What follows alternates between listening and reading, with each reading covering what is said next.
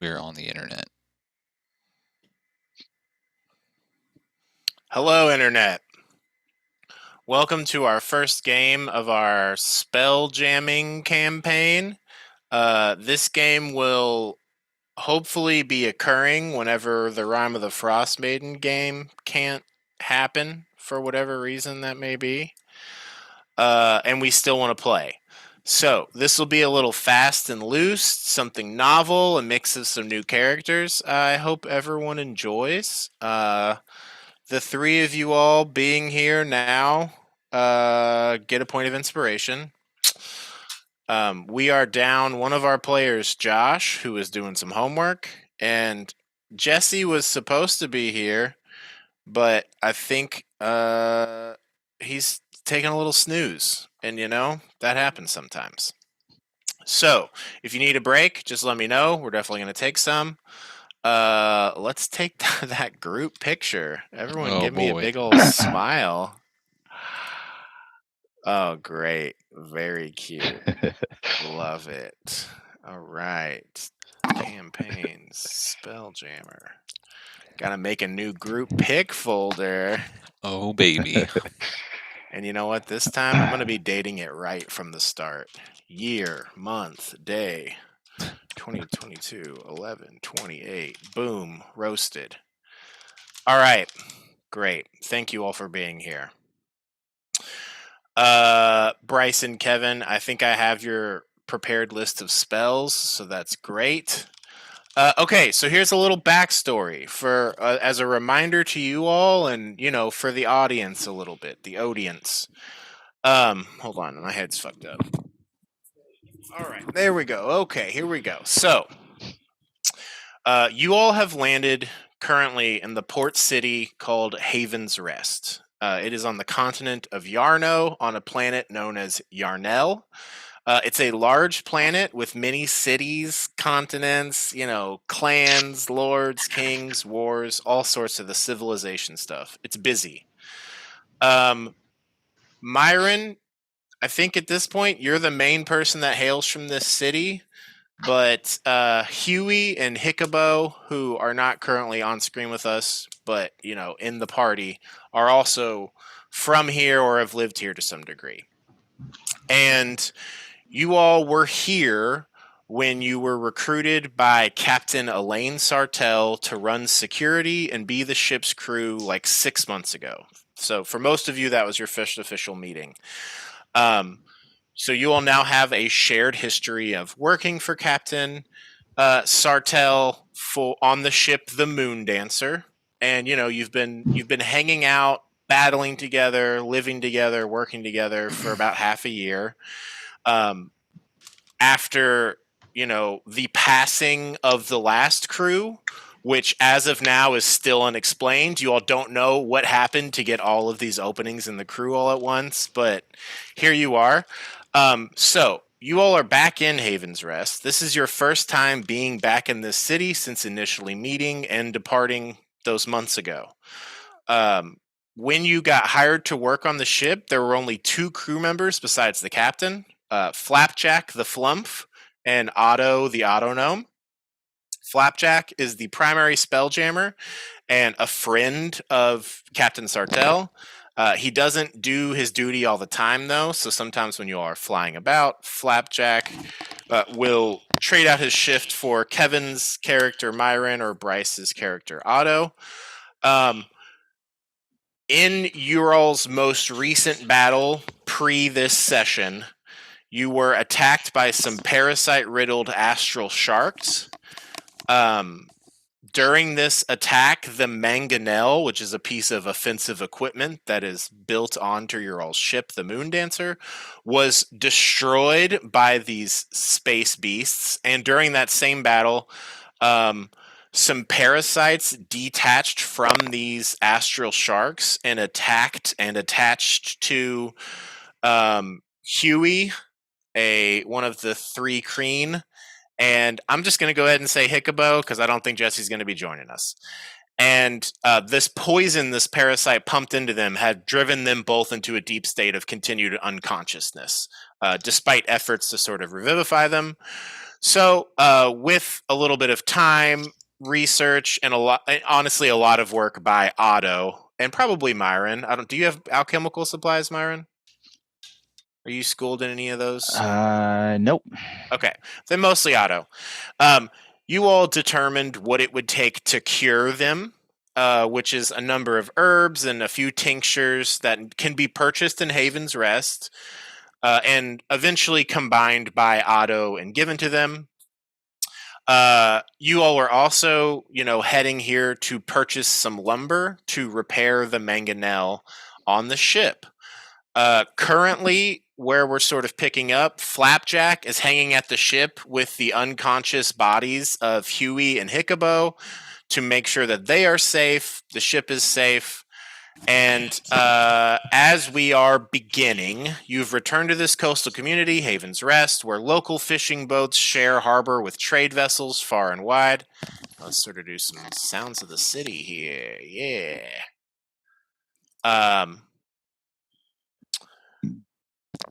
This little slice of civilization and peace for you all has served to restock your resources, find some drinks, find some food. You all have been here all of 5 hours since arriving, and you've heard some interesting things. Lately, everyone has been discussing a deluge of falling stars that have been lighting up the evening sky for the past several nights.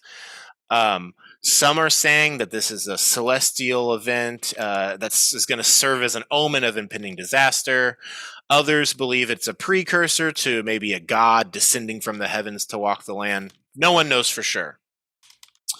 Right this very moment, you all are in a tavern known as the Sailor's Respite, finishing your meals and drinks. And real quick, I'm going to have those that are here describe your character a bit. We can do race, class, background, appearance.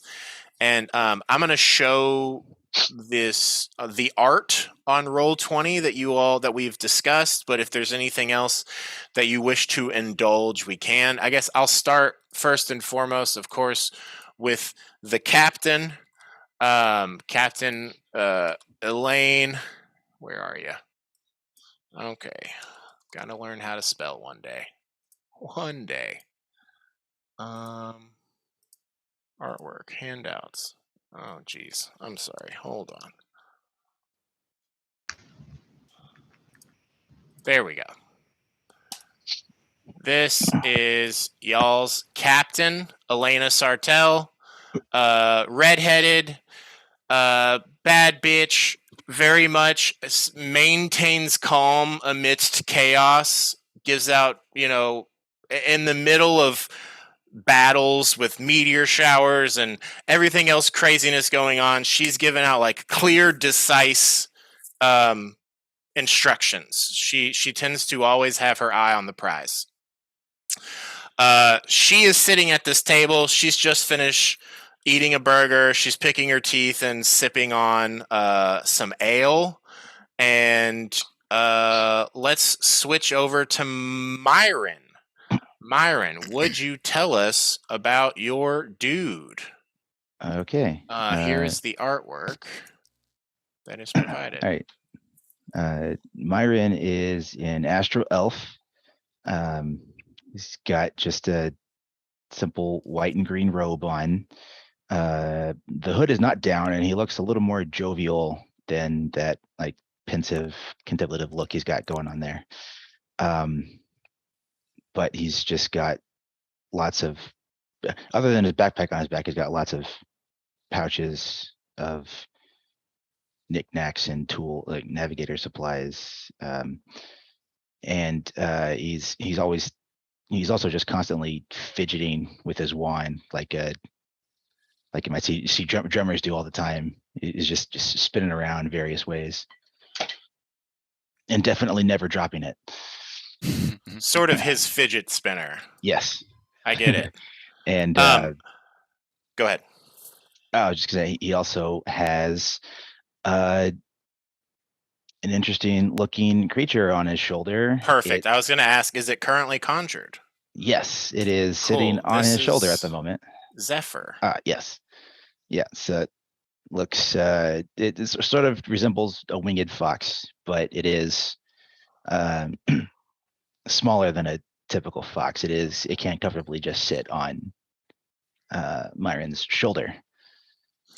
And we'll get a little meta here. Can you reveal your race, class, and background to the group? Yeah, I'm an astro elf, wizard. Let's see the background. Totally forgot what that was called. Wild spacer. Yes, I'm a wild spacer wizard. So you have some experience in space, to put Yes, it simply. Been a navigator for some time before working with Sartell, but that's Absolutely. more or less what his What career did has you just finish eating, and what are you sipping on? been. Probably would have also gotten a burger just to be simple, and just sipping on a mug of water uh, because he's not a drinker. Legit. Okay, let's switch over to Crick. Crick, tell us a Yes. little about yourself. So Crick is a Thri-Kreen. Looking at Crick, you'll notice he's about 6 foot tall, teal eyes, has a brown and yellow carapace, but the carapace is chameleon, but I guess this default setting he keeps is brown and yellow. You'll notice a lot of scars all over his body, a white face paint, kind of made to resemble a skull. Not a lot in the way of clothing, just a loincloth. But he does carry a number of weapons on him. You'll see a two-handed glaive, 2 short swords, and a hand crossbow. Can't read much on his face, and being an insectoid or having an insect face with emotion or expression, and verbally speaks with clicks and ticks from his mandibles, but can communicate telepathically. Yeah, if he wants to talk to you all, it has to be one at a time because of the way he works. And the only people that can understand his clicks are Huey, the other Crick on your crew, who is currently, unfortunately, unconscious in the boat. Could you tell us about your race and class and background? Yes, the race is again. And I guess if there's anything of note that you've maybe shared with the group over your past 6 months. Well, race is a 3-Kreen, class is a barbarian, and background's the astral drifter. Legit. Do you think you've actually what are you finishing up eating, do you think? Couple of turkey legs, Turkey maybe bone legs? and all, probably. Yeah, you like each hand holding one type thing. Oh yes, he has 4 arms, so I've got 4 turkey legs. He does Hell have. yeah. Did the art of him show up? Yes, that it come did. through? I Okay, clicked it perfect. off on accident. Oh, okay. Well, here I can send it back in case you wanna Yeah, throw it back. let the audience soak it in. Yeah, Crick is a big badass bruiser. You all have seen him just fucking destroy people in your time together. Very violent, but I would say very protective of the group. Would you say, Corey? Yes, very protective and close to who he considers in his Packers group. Cool. Legit. Perfect. And last but not least, one and a few people in a way, Otto the Autonome. Bryce, do you want to tell us about Otto? Yeah, so whether we're sitting at, I guess, maybe like a booth or a table or whatever, Otto has to kind of sit on the end of the table or wherever they can have enough room, because they're currently sitting on the back of their steel defender and construction assistant Bodhi. Um, but I'll go into Otto first. Otto, standing is 3 feet tall, very obviously modeled after a gnome's physique. Otto is a fully mechanical automaton called an autognome. It doesn't wear shoes or clothes. In fact, the only time you've ever seen it wear any clothing is when they are building, tinkering, or performing repairs or upgrades around the ship. Where its musculature would be, you see metal plating, and in areas where a normal humanoid would have ligaments and tendons, you see openings between the plates with various cables and tubes neatly bundled that run to wherever they go inside the body. Um, its limbs and torso appear to have various sealed compartments, and on the back there appears to be the largest compartment on its body. The whole of the torso looks to be well armored. Its hands appear to be a standard 5-finger configuration with hands that fully rotate. Possibly the most strange part of this creation is that it doesn't have a standard humanoid head. Where the head would sit on top of its neck is a dome made of opaque black glass, and Otto's eyes and mouth project onto the surface of the glass and will move around the dome to look at whoever it's speaking to. The eyes blink and the mouth moves, but it's more of an animation than a movement of lid or lips. And the eyes do not appear as humanoid eyes, but as circles that will periodically blink to mimic that of a humanoid. It moves as a normal humanoid. And as you sit at the table eating your lunch, you notice that it will um, pull kind of a thin sheet of black glass from inside of its body and kind of write on it with tools, just kind of like humming or murmuring to itself while everybody else eats and drinks. And like I said, it's sitting on the back of its steel defender and construction assistant Bodhi. You've seen Bodhi around the ship. When it doesn't have tasks, it appears to just kind of follow Otto around, or if it doesn't have any orders, it'll remain stationary wherever Otto tells it to stay. It doesn't speak, but it'll sometimes pantomime simple ideas with its arms. You've seen it hold things in place for Otto and use its strength to bend or break materials that are too difficult for Otto to do itself. Um, Bodhi's body, standing upright, is about 6 feet tall. It has similar metal plating to Otto. It's just much larger in scale. It is bipedal, but it can also shift to a quadrupedal stance. Its functionality is less impressive than Otto's in construction, but also it's just a very simple automaton. Um, Bodhi's body has a torso, legs, arms, and hands, and feet, but no discernible head. It has a backpack attached to its back with tubes that connect each of its limbs and torso, neatly bundled together to give it a sleek appearance. Its casing is pristine and polished, as is all of Otto's work, and has a small seat that Otto is currently sitting in. Is your buddy here?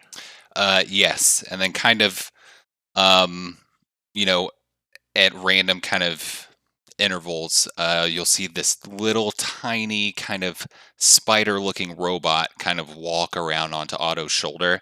And when you look at it, it's another of Otto's creations. It's a small homunculus that Otto calls Spoder. Spoder is a small mechanical spider that crawls around on long pin-like legs. You've seen it help with various tasks around the workshop, but when it isn't in use, it appears to just be a diamond in a setting that sits motionless on the desk. You've also seen it flying around Otto before, or moving independently to complete tasks where Otto cannot complete them standing on the ground. And when flying, 4 of its spider legs fold up over its head and begin to spin like a propeller, like a small drone. And it doesn't speak, it just gestures things.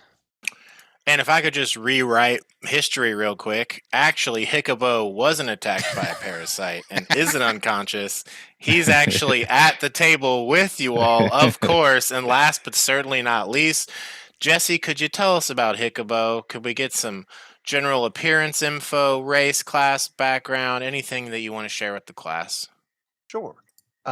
Hikobo is a Hatazi, which are a race of glider monkeys. He has like dark, leathery skin under some gray-brown fur. He also has two, like, what do you call them? Like growths of skin that hang between arm and leg. Wind flaps. Wind flaps. Skin sails. Like webbing. Technical Yes. term, wind flaps. But he's got those that he can stretch out and glide on like a flying squirrel. But he's dressed pretty posh. He's got like probably a frilly little collar thing with tucked into his suit. He's always carrying around a banjo. When he's not playing it, it's slung over his back. He also has spoons that you've seen, which he can play with his feet because he's got opposable thumbs on his feet. And a mandolin and a jug that he can blow on too. Yeah, he's just generally a fun-loving guy. He's always wanted to learn how to be more than the folks he grew up with. Learned lots in the musical traditions of his own swamps, but then tried to leave home and go to Strixhaven for a little bit. After just a semester, left that and went to Madame Beatrice Pludonia's College of Eloquence in New Haven. And after graduating there, was a street performer for a while before meeting Huey, who is now sick. But yeah, been flying on this ship for a while, having a good old time with y'all. Most definitely. Perfect. Thank you all. Really, really quick. Yes. I didn't do race class background. Oh, sorry. Hit me. Autognome, Artificer, and the background of Shipwright. And probably over the last amount of time you guys have spent with Auto. 6 months. 6 months. They've probably informed you that they kind of woke up on the ship. And that they don't really know what happened prior to them waking up. They just kind of follow captain's orders. And that's all they really know. Yes. Is there anything else anyone would like to add to their character description before we move forward? I think I would. There's some I left out the part where you guys would have learned some about Crick. So Crick is the last survivor of his clutch or pack. All the other Thri-kreen that he was born with. And he's from a distant planet. He grew up there, and then when he was the last survivor, stowed away on a different Spelljammer and took off into space and has been drifting around space, taking odd jobs, doing what an astral drifter does for the last 78 years. But he hasn't aged at all, so he still just looks like an adult. The thing is, Crick generally, or no, not Crick, Thri-kreen live in general to be about 30. Like the oldest ever is probably 35. And that's just the nature of insects in general. A lot of them don't last very long. But if you spend time in the ethereal plane, you don't age. So Crick, having drifted around the astral plane, having drifted around the astral plane, has been able to accumulate a great deal of life experience that most Thri-kreen wouldn't have access to. So, very, very unique. Simply, in actual years, you're like 5 years old, but like in time lived, it's like 78 years. Yeah. So this isn't a thing where, like, if he travels outside of the astral plane, it's all going to catch up. Yeah. No, fortunately not. And, he you know, just turns to dust. Yeah, Hey, for cool those of character. you, Glad you had fun making it, but now you're old and dying. I'm like, cool. Well, you all Okay. enter into the atmosphere and you see Crick just disintegrate into dust.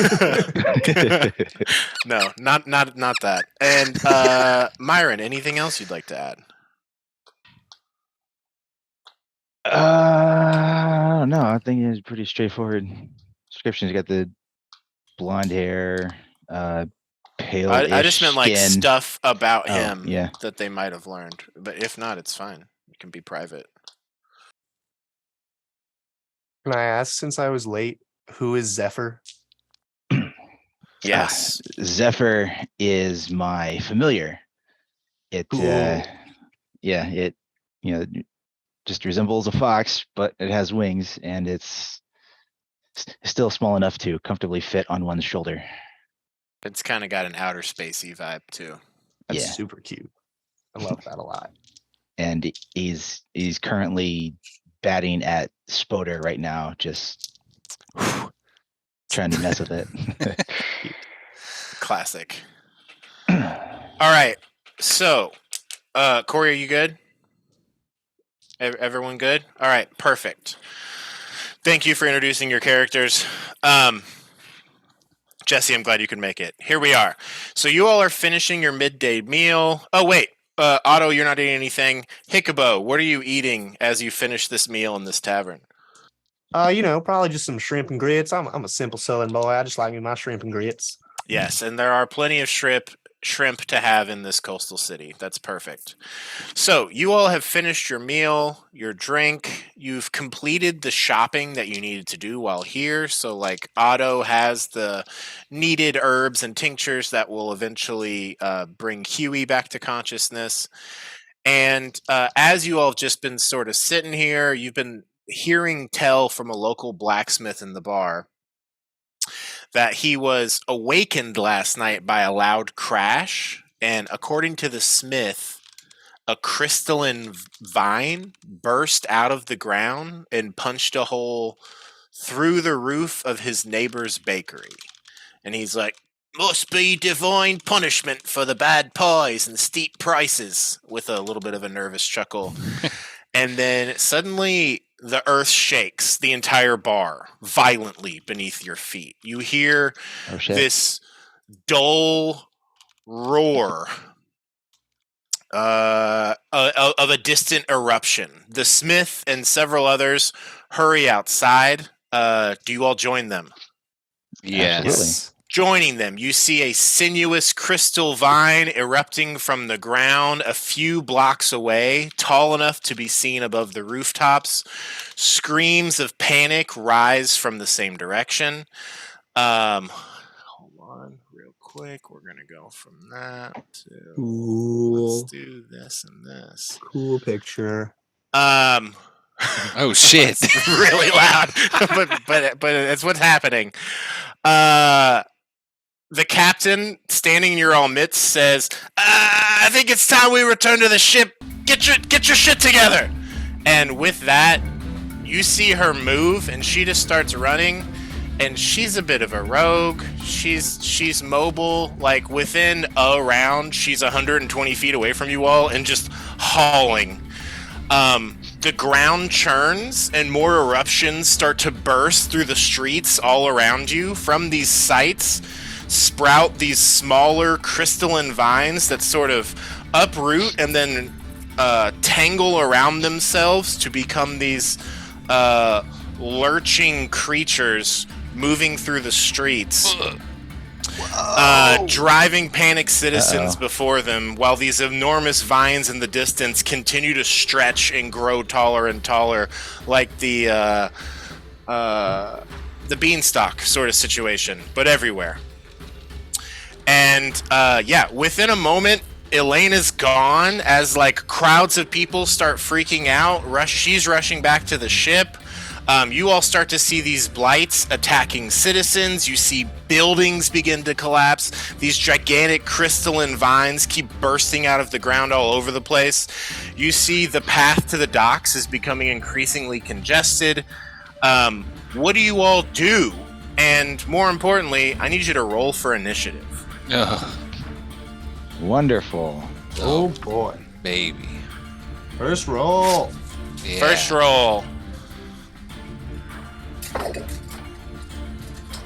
Rolling my metal dice for my metal boy. Dang.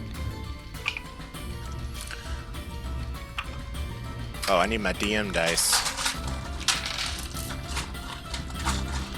Myron, what'd you get? I got a 19. 19 for Myron. Crick, what'd you get? 11. 11 for Crick. Otto, what'd you get? 15. 15. Hickabo, what'd you get? Oh, please, just call me Hick. I got a 14. Hick with a 14. Just call you Hick. All right, you Hick. Okay.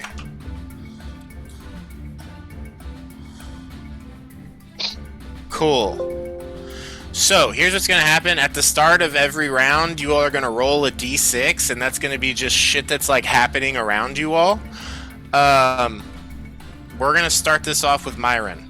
Myron, roll a d6 for me. And for this beginning part, I'm sorry they didn't provide a map, so it's gonna be theater of the mind for a moment as we Okay. sort of navigate your way through this chaotic city. It's gonna be potentially you all could make it to the ship in like 6 to 7 rounds, so it's just gonna kind of be surviving, and you're making your way through there till then. Okay, so have we seen any of these things before? These are unfamiliar to you. Okay, well, I got a 6. You got a 6. All right, cool. Myron, right now, like, there's this moment where people are moving, and like you just see a clear path sort of open before you. What do you want to do? You can see where you could obviously run. You see that there are some people being attacked. What's your vibe? What are you trying to do? What do you want to do?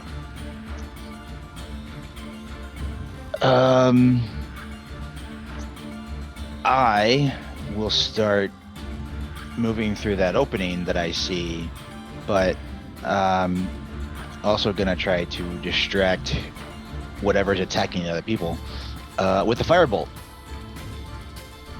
A firebolt? Firebolt. Excellent.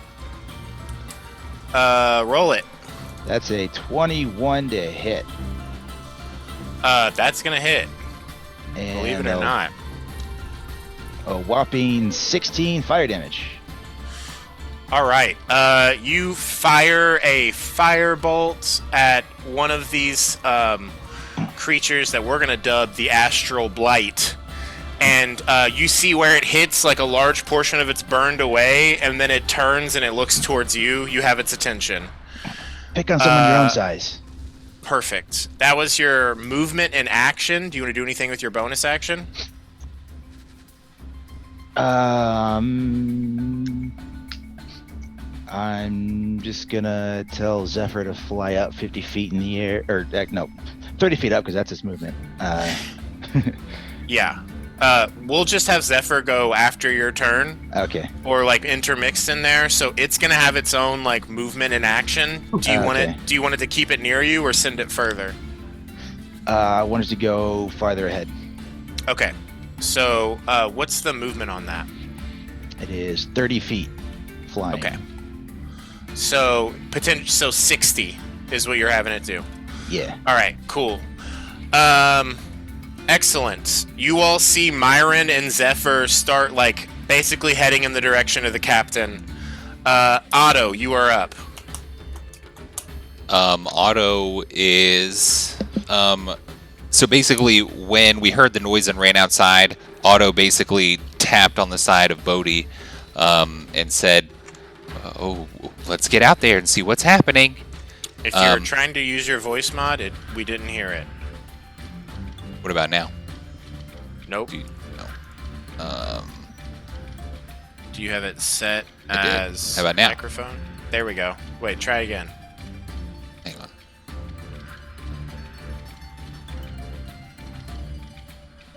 How about now? There we go. Yes. Okay. Oh, we better go see what's happening. And then it shifts from a quadruped to a biped while he's sitting on the back, and he kind of just adjusts to be sitting on where the head would be at the shoulders.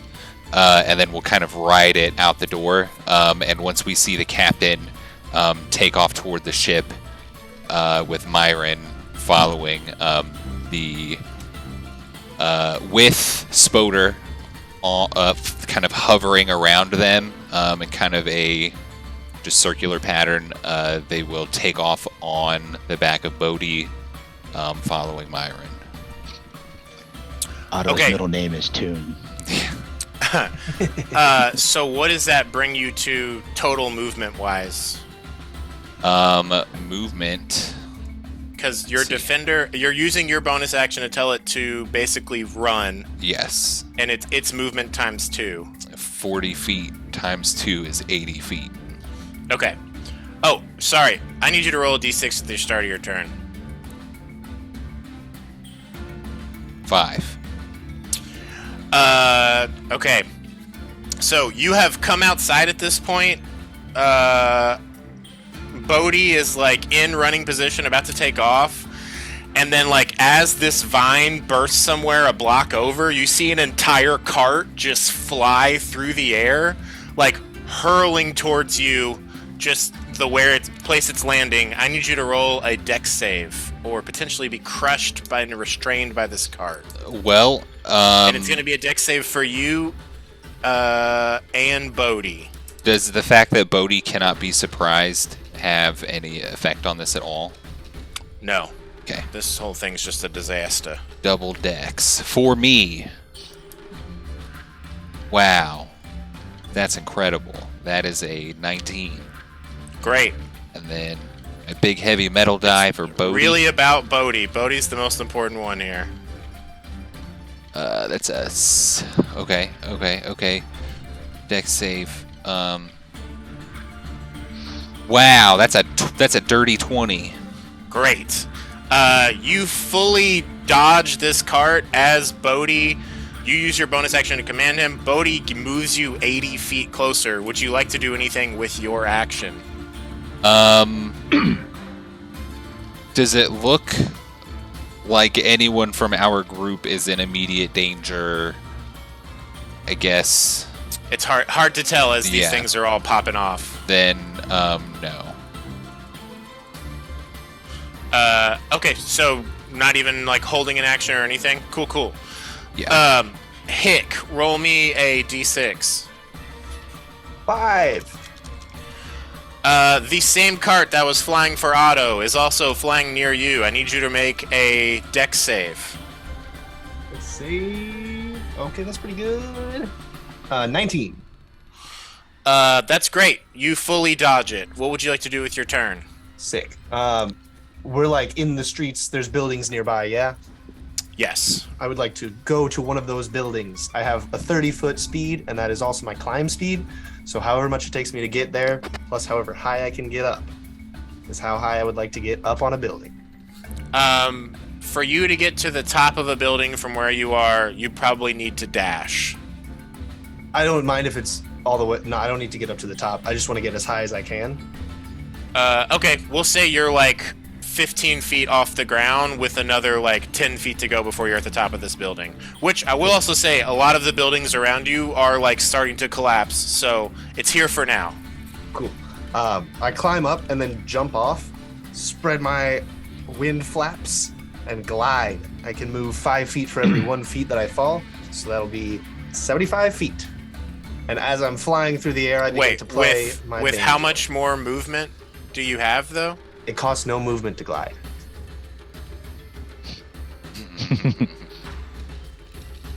Okay, cool. Then you're keeping up with Otto. Sweet. And for my bonus action, I will inspire. What was your name? Don't give it to me, Crick. I will inspire Crick. What do The you little- say? That's all. Little riff. the music of Hick inspires you, Crick, you can. I'm definitely not going to mix that up. Sometime in the next 10 minutes, if you would like, you can add a D8 to an attack roll, ability save, attack roll, saving throw, or ability check. Cool. So you guys are kind of leaving Myron behind a little bit. All right. What are you saying, Hiccubo?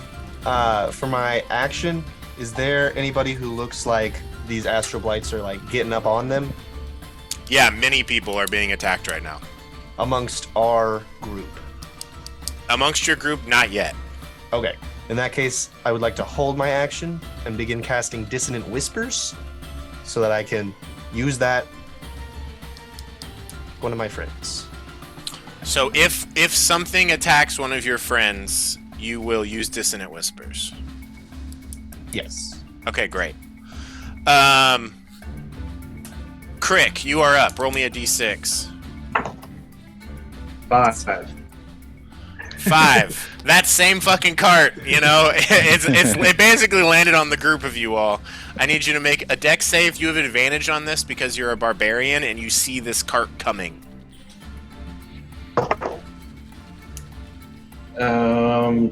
Dirty 20. Cool. You all dodge it. None of you all are damaged or restrained by this cart. That lands and just explodes. Fucking cabbages go everywhere. What do you want to do with your turn? My cabbages. There, a guy in the distance does say, "My cabbages!" Is the group that's kind of breaking away faster running towards more danger or away from most of the astral blights? Like, I think Mirren is not quite caught up with them. There is chaos all around. They are running towards the ship, which is the captain was like, "Let's get to the fucking ship." Mm-hmm. So, I would say there's danger in all directions. Actually, roll a perception check for me real quick. Okay.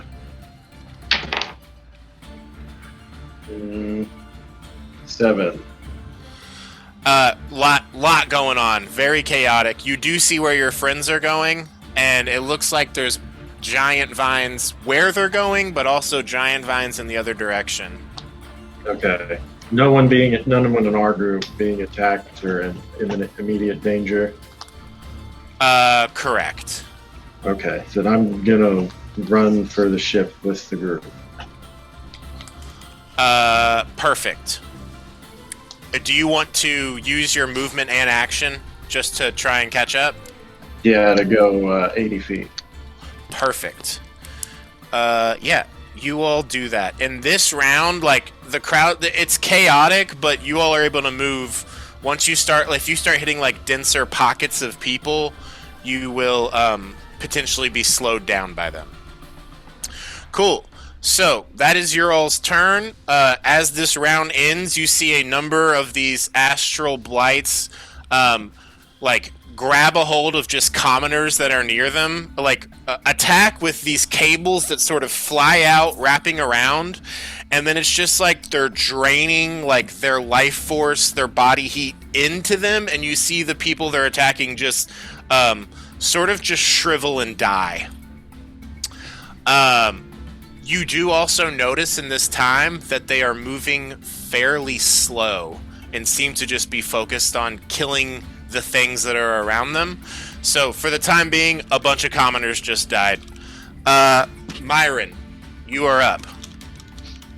You see the group racing past you, not fucking with these commoners getting attacked. I do need you to make a d6 for me roll.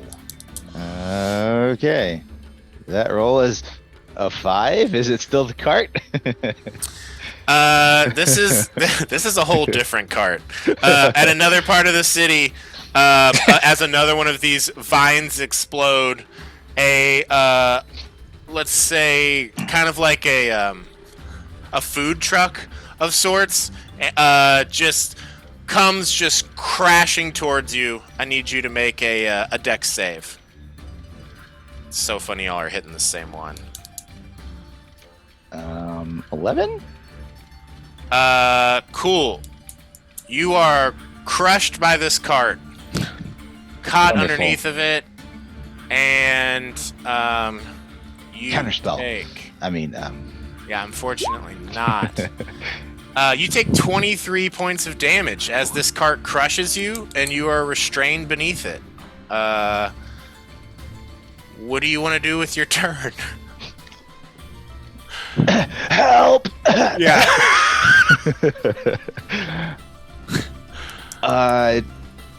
You're restrained, but yeah, I don't know if you have any teleportation or anything to get out of this. I do not have any teleportation to get the fuck out of this. That's rough, buddy. It certainly is. I'm just gonna have to try to get the fuck out of here.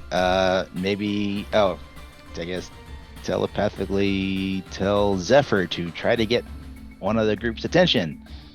What's your range on telepathy? 100 feet. Oh, you just mean via it being a familiar. You don't have telepathy as like an astral elf or something, right? Yeah, just the familiar thing. Okay.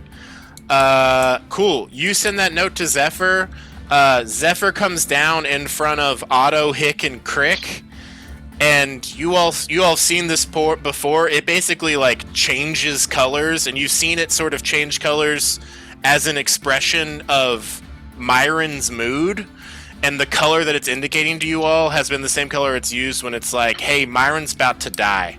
So, Zephyr appears before you all, and its body language is giving Myron's in danger, please help. It's up to you all what you want to do with that. Do you want to use your action or bonus action for anything? Whatever the hell I can use to attempt to get out of here. Okay. I need you to make either I have it as an athletics check. I guess I could argue for like survival as you try to strategically. If you can name a skill that makes sense, I'll allow it. But there's a food truck on top of you. I just so happen to have picked athletics as a proficiency. So that's great. That means there's a non-zero chance this works. There's a chance. But I got a 12. You try to move a food truck and you realize how heavy it is. It does like start to come up a little bit, but it's one of those like arms shaking, buckling, falls back down thing. End of turn. I don't know. I think I've used everything I can use on my turn. Yeah, we can just say for your communication, you yell to them as well. Yeah. Perfect. Little help. All right. Otto, Hick, and Crick, you guys are all on the same turn. Well, not the same turn. You all are like in this grouping. You all three see Zephyr freaking out. Otto, it is your turn to start. Roll a d6. 3. A vine is emerging right before you. You can potentially disengage and avoid the Astra Blights that are crawling out of it, or just sprint and take an opportunity attack. But you have to make one of those choices if you move. Well, no matter what you do this turn, they're either going to attack you or they'll try to slow you down. What do you want to do? Seeing Zephyr and recognizing, the what is coming along with this color pattern and stuff, Otto will pull back kind of on Bodhi's neck frame a little bit, kind of like a horse. Say, "Oh, we need to help Myron." And it's then, still not working, but that's quite all right. You say that. So what are you doing? Here, hang on. Walking on, like it's still riding Bodhi. We'll go back to Myron and. Okay, so you're turning around. So Yes. do you want to disengage from these creatures that are about to attack you, or do you want to try and take opportunity attacks? I will. There are 2 Astral Blights that have like popped up and come out to try to attack. If they did that, would that have triggered my Dissonant Whispers? Yes, I'll say you can use that against one of them. Okay. Then. So let's resolve that real quick. What is that? It's a wisdom save? Correct. Okay. Well, what did I? Here we go. My DC is 15. They got a 14. So Sick. one of them fails. Is that its reaction? Must immediately use its reaction to move as far as its speed allows away from me. Okay. Cool. You see one of them turns and moves 10 feet from you and Otto. And the other one's still there. So Otto, what do you want to do about this dude that's Also takes 12 psychic damage. Okay, cool. Noted. Otto will not disengage, but will just turn away from the astral blight. Okay, and this blight is going to try to attack. Can I pull my shield as my action while turning Bodhi? Yes, it is an action to don a shield. Cool. It is going to try and make an attack at you. Bodhi will use its reaction to deflect attack. Okay. A 13's not going to do it. It goes to attack, and Bodhi, like, you have your shield up, and Bodhi just sort of slaps it out of the air. As it's turning, it, like, kicks up its back legs to, like, knock it back. Cool. So you're going to do, I assume then Bodhi's going to do action and movement to get back, because Myron's 50 feet away from you at this point. Yes, that's what I have to do. Okay, cool. You make it back to Myron. That is Bodhi's action and movement. That is your action. Do you want to use your movement to do anything? No, I don't think so. Okay, cool. You have made it back to Myron. You will be able to assist him in the near future. Hick, you are up. Roll me a d6. 3. This is that same vine that had bursted out of the ground. You do see, 5 astral blights emerge after that one that had run away and the one taking a slash at him. You'll either have to disengage or potentially take an opportunity attack depending on your movement this turn. What do you do?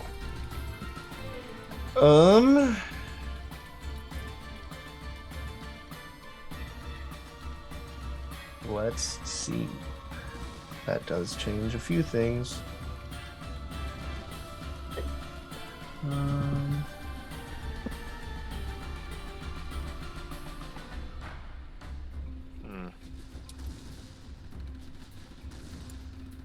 Let's. Oh boy. I'm just gonna. Yeah, I'll disengage as my action, and then do another wall run and jump to get the distance back to Myron, if I can. Okay. Yes. Is it Myron or Myron? Myron. Myron. Like to admire. He Myron. Yeah. All right, Hick, you're back at That's 30. what I was you're, going you're for, definitely. Hick, you're back next to Myron. And then Bonus action. I will Bardic Inspire. And Sweet. I assume on Myron. yes. Myron, 1d8. You know what to do with it. Sure do. Hick, that was your action, movement, and bonus action, communication or interaction? My communication is just out of character regret, realizing that Bardic Inspiration has a range of 60 feet. And if I didn't have my action to guide once I got there, I didn't need to go back there. But, end of turn. End of turn. Crick, roll me a d6. 4. For Crick, the crowd around you turns violent and impatient in the fear of these astral blights that have emerged. I need you to make a dex save as they begin to like fight, throw things, push one another, and yeah, make a dex save first to dodge the items being thrown at you. 21. You expertly dodge like a number of like bricks and bottles, things that are also kind of being thrown at the blights. What would you like to do for your turn? To move through the crowd will require an athletics check, but you're proficient at those, so. Move through the crowd and head back towards Myron and the rest of the group. Get back to your allies. Okay, cool. Roll me an athletics check. You're not raging at this point, correct? Correct, not yet. Okay. 7. 7 for your athletics check? Do you want to use... Did you add your athletics first and foremost? Second, do you want to use that bardic?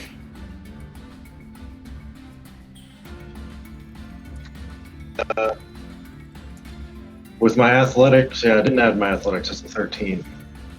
Okay. If you use that bardic, if you get a 2 or above, you can make it through the crowd.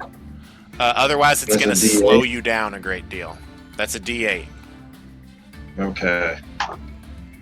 That's a 2. Perfect. You are able to, like, using all 4 of your arms, you're, like, moving people out of the way, and maybe even potentially, like, you know, drawing weapons or whatever, getting yourself ready. If you have a movement speed of 40 feet, I believe, which will put you at 40. You're 10 feet away from them. Would you like to use your movement to get closer, or, you know, we could finagle it and you potentially use like your glaive as like a momentum thing to give him advantage? What do you want to do? I'll get within 5 feet. Okay. You're within 5 feet. What do you? I'm gonna just let you. What do you want to do with your action? Can I start moving the cart off of Zephyr? Yes. Or off of Myron Zephyr? Yeah. Make an athletics check if you would like. Athletics. That is a 25. Cool. You all go over to try and help Myron. You know, granting inspiration, catching up. Crick just like parts his way through the crowd, runs up to the cart, and just fully flips it over. It maybe lands on another person, but that's fine. You guys are no longer restrained. And you're all together. Myron. I'll just look at Myron in your head. Get the fuck up. I had it right where I wanted it. Perfect. Okay. Horse. So, these blights that are around here, 4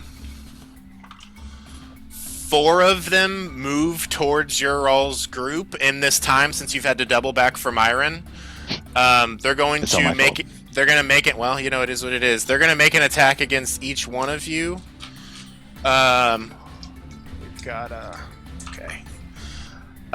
We've got a 23 to hit Otto. With disadvantage. For deflect why would attack. he have disadvantage? Disadvantage, deflect attack where it's on 1 attack, and you've already used it because that was Is your it the turn. same round? Yes, this yeah, is the it was. same round. Yeah. Okay. But you could use your shield spell and deflect it, or you could take damage. It's up to you. Yeah, I'll use shield. Okay. 1 goes to attack you, and describe your shield spell. Shoot.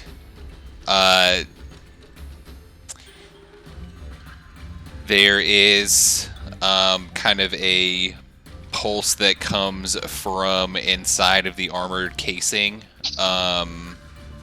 that is like Otto's torso, and it just appears to be like a force bubble that appears around them once they would take the strike from the astral blight. It blocks the strike, and that will remain there until I think it's the start. It's either the start or end of your next turn. Look that up. Yeah. But your Start AC is going to of be turn. much higher. Perfect. Okay. Yes, it's currently 24. We've got a 21 to hit Myron, a Yeah, that hits. 7 to hit Hickabow, and a 21 to hit Crick. Okay. On Myron. You take, as this tendril strikes you and sort of like makes contact, there is initially a surge of energy that enters you, and you take 6 radiant damage. And if the target is a large or smaller creature, it is grappled, and these vines start to like wrap around you. Oh, they all have 2 attacks. All right, second attack against Otto. That's a miss. Second attack against Myron. Myron, what's your AC? 15. A 15 will hit unless you can do something to stop that. Do I have know a sh- exactly what it is? Do you What have a the number shield is? spell or something? I do. It has hit 15. I will cast shield then. All right, cool. You block the second one as it's coming to strike you. Hickabow, that is a 23 against you, and Crick, that's a 17 against you. So Hickabow, you take one of these attacks. You take 6 damage as these tentacles move out and try to grapple you. Crick, you take 9 radiant damage and are grappled. And the second one that attack you does an additional 7 radiant damage. As you are not raging, you don't have these. And I think that's all of them. That's all the attacks. That's their turn. Top of the round. Myron, you are up. You're currently grappled by one of these. I actually just And roll- discovered that I do have a teleportation ability. Still rolling a d6? Yes, roll a d6. I forgot that about a certain thing. All right, I got a 6 again. Woo! Cool. You see that at this one point, there's like a little clearing that is available. Should you be able to escape this grapple, you could potentially navigate easily through the city. All right, I will use my handy dandy astral elf ability as a bonus action, Starlight Step. It's essentially a misty step, but I love that. doesn't use a Describe it spell to us.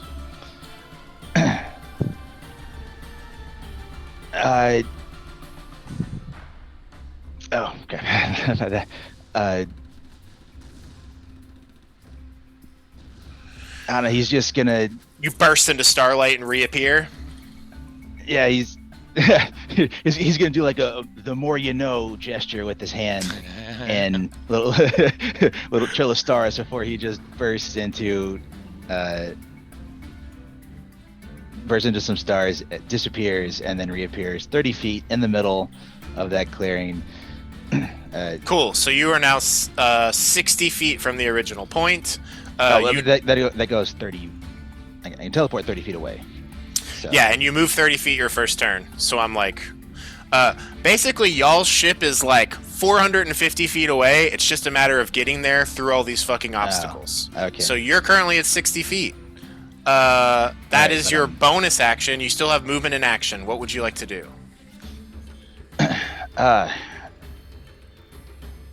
So Hickabow is grappled now. Hickabow and Crick are both grappled. Man, if only I had some AoE stuff. All right, I guess I'm gotta get them free. So I'm gonna keep hurling firebolts at the one that is grappling Hiccubo. The one that's on Hiccubo is the one you struck earlier. He looks like he's already taken some damage. Then let's make it worse. Perfect. Let's say 17 to hit. Yes, that will hit. And 12 fire damage. You fire at that one that's attacking Hiccubo, and it looks... you've blown away most of its mass. It's basically just a single arm and a pair of legs that are, like, holding on to Hiccubo, but it's almost completely destroyed. That was your action and bonus action. Do you want to use your movement and go further towards the ship? Or stay where you are? I think I will stay where I am, since I've seen these things move really slow. I'm not in any immediate danger currently, but I'm going to stick around to help the group navigate. And I'd like to have Zephyr flit around the one that's grappling. Was it Crick? The other one that's grappled? Yes. Just gonna have it nipping at its head or something and Try and use the help action. So giving that creature disadvantage on an attack, or giving Crick the advantage on an attack he makes against it? Giving Crick advantage. Okay, cool. So Zephyr is back with them at 30 feet. Great. Otto, roll a d6 for me. 3.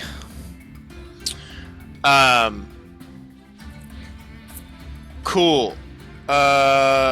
Where you all are standing nearby, another one of these massive vines emerges, and 2 more Astral Blights are coming out of it. It will once again, if you disengage, they won't be able to attack you. If you move without doing that, they'll get an opportunity attack. And my shield has expired because it is the beginning of my turn.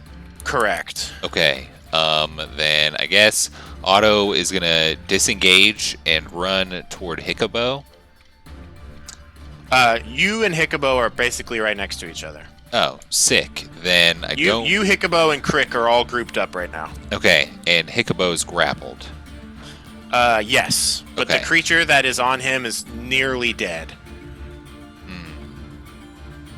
Okay, then I will use my bonus action to tell Bodhi attack the one fighting Hiccubo.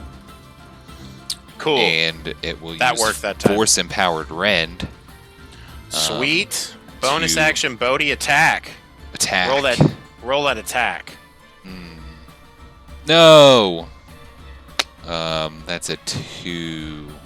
What is his attack bonus? Not enough, but I still don't know what it is. Is it a spell attack?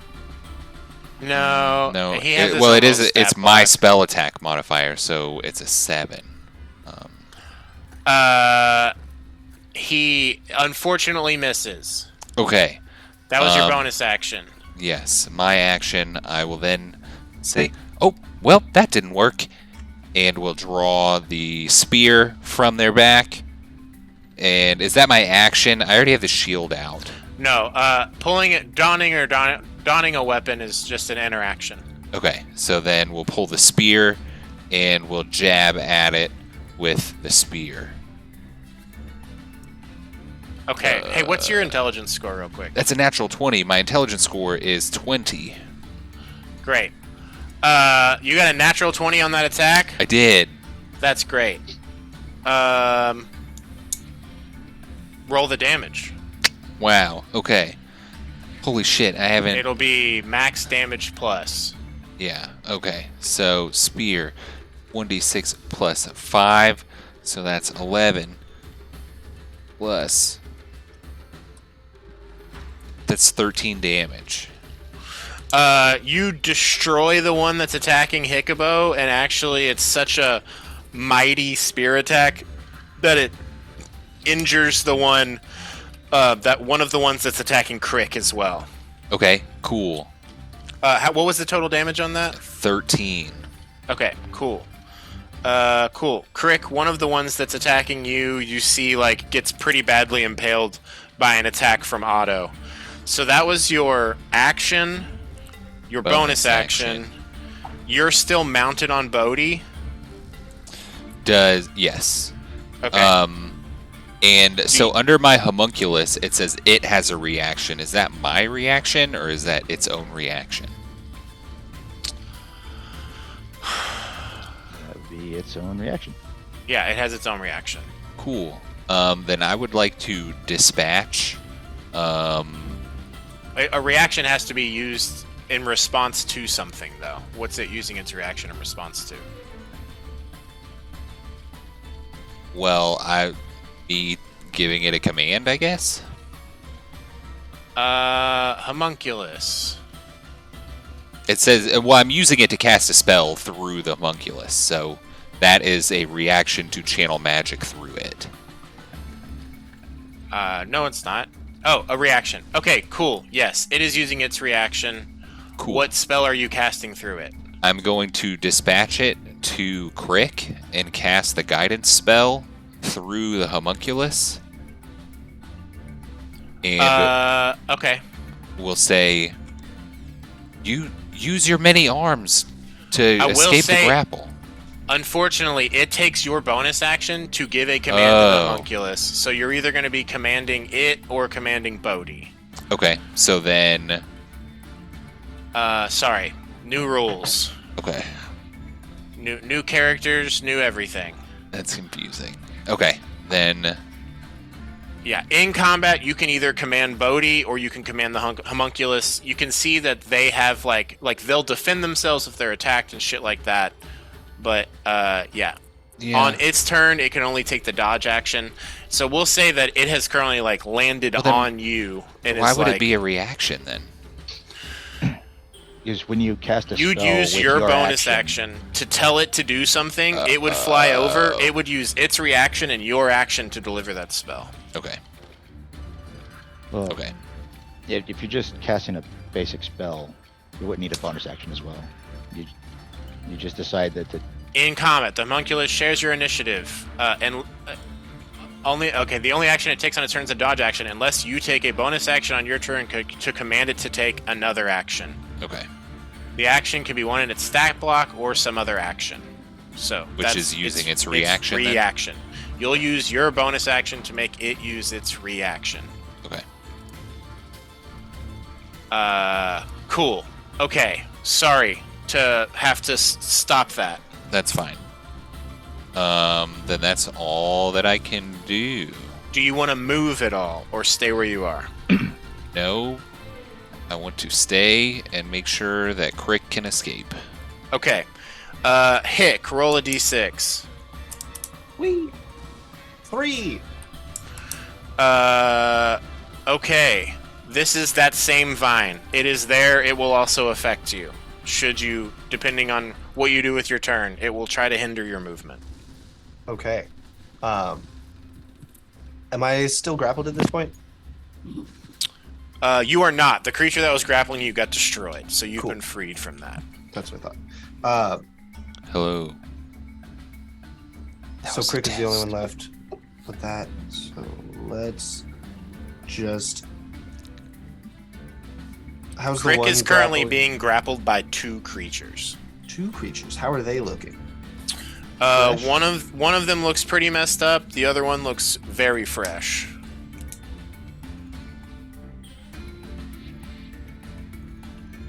I'm going to trust that you all 2 have got it, and I'm going to use my bonus action to Misty Step past that vine into that clearing that you had mentioned. Meet earlier. back up with Mirren. Yes. Cool, that puts you at 60 Myron. feet. Myron. And then You're in the middle of the street. You teleport and land right next to Myron. What's the flavor of that Misty Step? I do a cool like whew, down the guitar neck, With- and Perfect. with that, my body just does a slow dissolve and then a slow That's cool. reappear. Does it disappear into music notes? I hope so. Sure. Whatever. I was just Cool. picturing like into invisible. Yes. Okay. That is your bonus action. You still have movement and an action. Keep moving forward, as I understand is the move. Another that 30 put- feet. Yeah. Does that put me ahead of Myron? Yes. Or- You and Myron are both currently at 60 feet. The rest of them are at 30. The rest of them being Otto, Bodhi, and Crick, and Zephyr. Cool. Do you want to move ahead to 90? Yes, but before I do, I'll go ahead and use my not my reaction, Jesse. Yeah, my action to cast Vicious Mockery, and I'll say something like, "Man and a boo boo, y'all smell like poo poo." Classic. And then Wisdom saving throw for damage. Against one of the ones that is attacking Crick, I assume. Correct. Yes. It got an 8 on its Wisdom save. Great. It takes, great, 7 psychic damage, and will have disadvantage on the next attack roll it makes before the end of its next turn. That part's crucial. All right, so, and then are you using your movement to get to 90? Correct. All right, cool. You're at 90. Crick, roll a d6 for me. 4. This crowd around you is once again turning violent. I need a dex save as it starts to like get thick with people that are trying to move but also trying to avoid these blights and this vine. That's a 5. Okay, you get hit in the head with a bottle and a brick. You take 3 points of bludgeoning damage. Rolled low. Okay.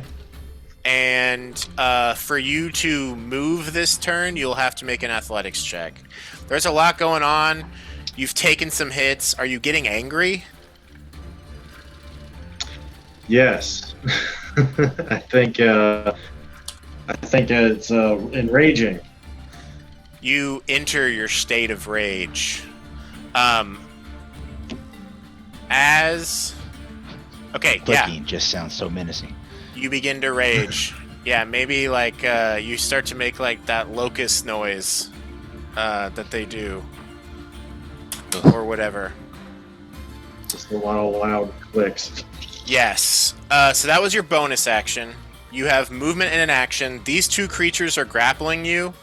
You feel like you could probably kill these things and get away. Or what do you want to do? Yeah, let's kill him, attacking the fresher of the two first, if I can. Okay. Do you want And- these two attacks to be reckless? Yes, and can I just go ahead and burn it, use Great Weapon Master 2? Yeah. So you're going to have +2 on this first attack, and you'll be rolling with advantage. Gotcha. Natural 20. Oh, man! All right, so, and you're raging. What's your large modifier for damage with Great Weapon Master? Successful hit? Is that a +16? 16. Okay, so you're gonna roll Yeah. 1d10 and add it to 26. Because in my game, Okay, when you rolled a rage, 5. you rolled a 5. Okay, cool. So just so you know, in my game, when you rage, you do the maximum amount of damage, and then you roll on top of that. Crit. When you So- crit, not When you, what did I say? When you say crit. rage. So you're adding a 10 to your 16 to get 26, and then you're rolling a d10 on top of that, which brings you to a total of 31 damage. With your 1 slash, you destroy the weaker one. And actually, hold on, let me do some battle math. 18, 6, 6, and you did 31 damage. What's 31 minus 6? 25. Cool. 25. You just absolutely destroy one of the ones that's holding on to you that had been insulted, and then you nearly kill the one next to it with a single attack. I also do overkill damage. If you destroy something and there's extra and someone's near, it will just transfer to them.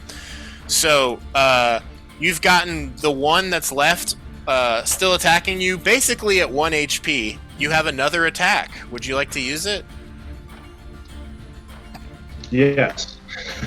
Do you want to do Great Weapon Master or just normal attack? Just normal attack. Okay. Roll recklessly. Roll with advantage.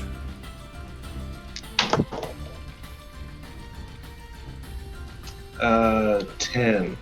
But you'll add 7 to it, right? No. Yeah, no. So that they 15. I added my lower. Oh, okay. First. 15 will hit. Roll 1d10 and add 6 to it. 9. Perfect. You destroy the other one holding you. You can now use your movement to get away from these dudes if you want. And Myron's still here with me, but not grappled. Myron's No, left. Myron The only teleported. person left with you is Otto. And you know that he can haul ass as he needs to. I teleported away. And yeah, That's Myron right, and that's right. Hiccubo both teleported. So you still have your movement. If you want, make an athletics check for me as you push your way through this crowd. You have advantage on it because you're raging.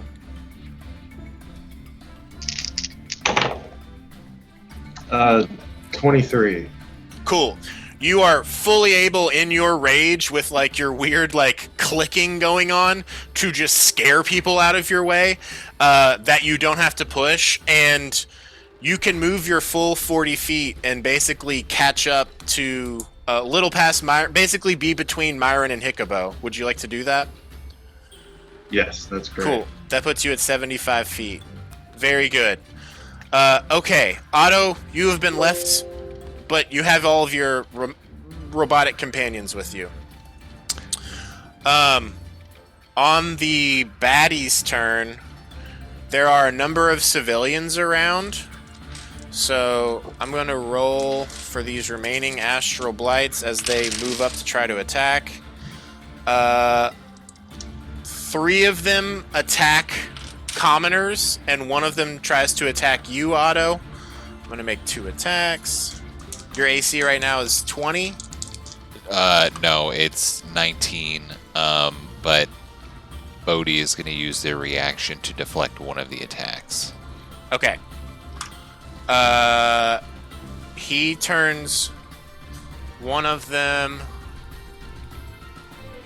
plus 5.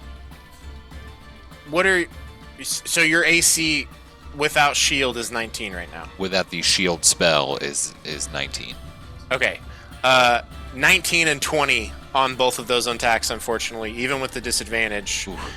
If you cast a shield spell, you'll block both of them. Do you want to do that? Yes, I guess. So what is the mechanic that allows me to, for the shield spell? Because Pull up the shield spell if you don't have it up already. I am pulling it up right now. As it says, 1 reaction. An invisible barrier of magical force appears and protects you until the start of your next turn.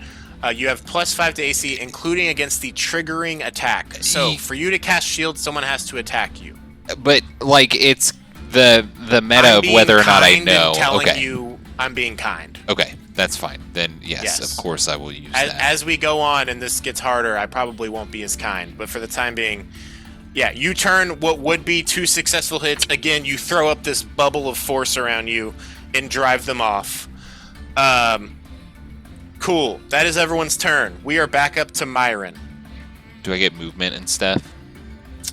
You already had your turn. That was their turn. Them attacking. Oh, I got you. Okay, sorry. And you chose not to move, if I Yes. recall correctly. Okay. So you're at 30 feet. Myron, you're at 60. Hick, you're at 90. Crick, you're at 75. Myron, it is your turn. All right. I will. I will move 30 feet. Or are we still rolling d6s? Yeah, roll a d6 for me. I get hit by another cart. It's a 5. Another large. This looks to be just kind of like a minor hard, like a hardened tent that's been put together. Just flies towards you. Roll a dex save. Because I'm so good at those. Cough. It's 5. You rolled a 5. Yeah. Cool. Cool. So, Crick and Myron, you all are heading, or Crick and Hick, you guys are moving away from Myron. Myron, you get again crushed by one of these tents. 9, 13. You take 18 points of bludgeoning damage. I thought you started to say 30 something. I was like, No. And 18. You're currently restrained, unfortunately. Well, we're gonna do this again. I'm gonna bonus action Starlight Step. Perfect. You just Fucking get out debris. from underneath of it. Getting to 90 feet, you appear right next to Hick. Just like going. Hey. Okay. That was your bonus Then, action. Movement yes. action. Action is gonna be dismissing Zephyr so he doesn't get caught in any of this crossfire. And then I'm just gonna use my movement to go 30 more feet. You just dismiss Zephyr? Yes. Okay, so you're at 120 feet. Perfect. Otto, roll a d6. 5.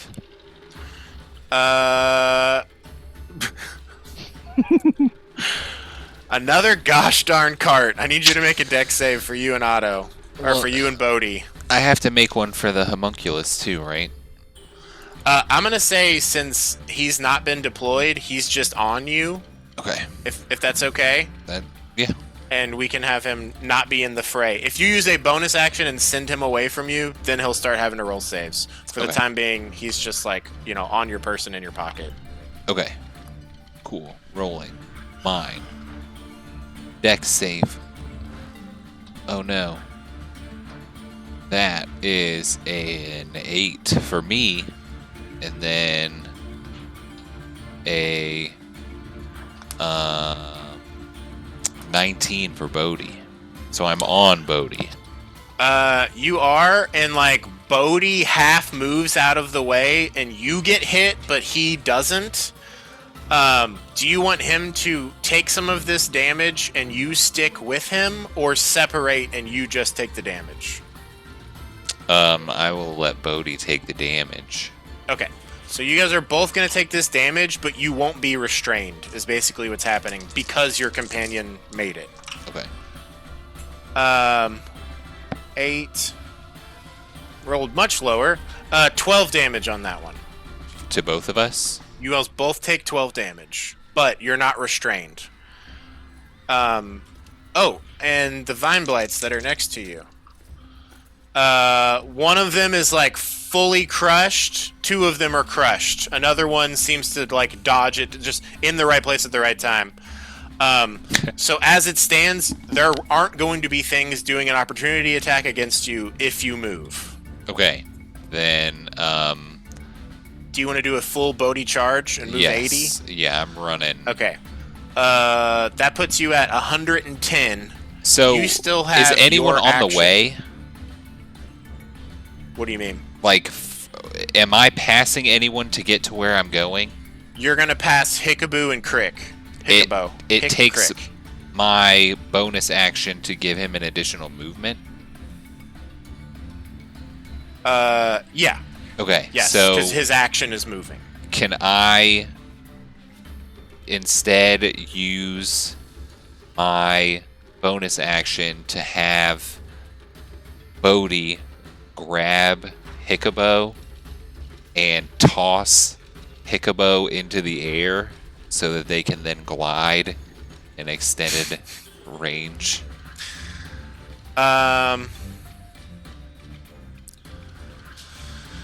Okay, I like this. Yeah, roll an athletics check for Bodhi. Athletics check. Hick, do you let this Are you happen? consenting? Absolutely. Cool. So, yeah, you hear the choo-choo-choo, choo-choo-choo, choo-choo-choo of Otto, like, running up behind you on Bodhi. Bodhi stops, like, shifts to his upright position, grabs you, and just tries to throw you in the air. This is a well-rehearsed maneuver for Pixel sure. formation. Roll, actually, I need, what is Bodhi's strength score, and how much does Hickabo weigh? Bodhi's strength score is a 14. 14 I times rolled an 15. athletics Cool. check. Hickabo weighs 100 pounds. Okay, this is totally, I can't stop this. It's within reason. What's your athletics check? I rolled an 18. Yes. Okay, this is cool. Bodhi grabs a hold of you, Hick, and throws you up, and you get about 20 feet into the air. So you'll start your turn in the air whenever that happens. Sweet. So, Otto and Bodhi are currently at 75 feet. Otto, do you want to use your action to do anything? No.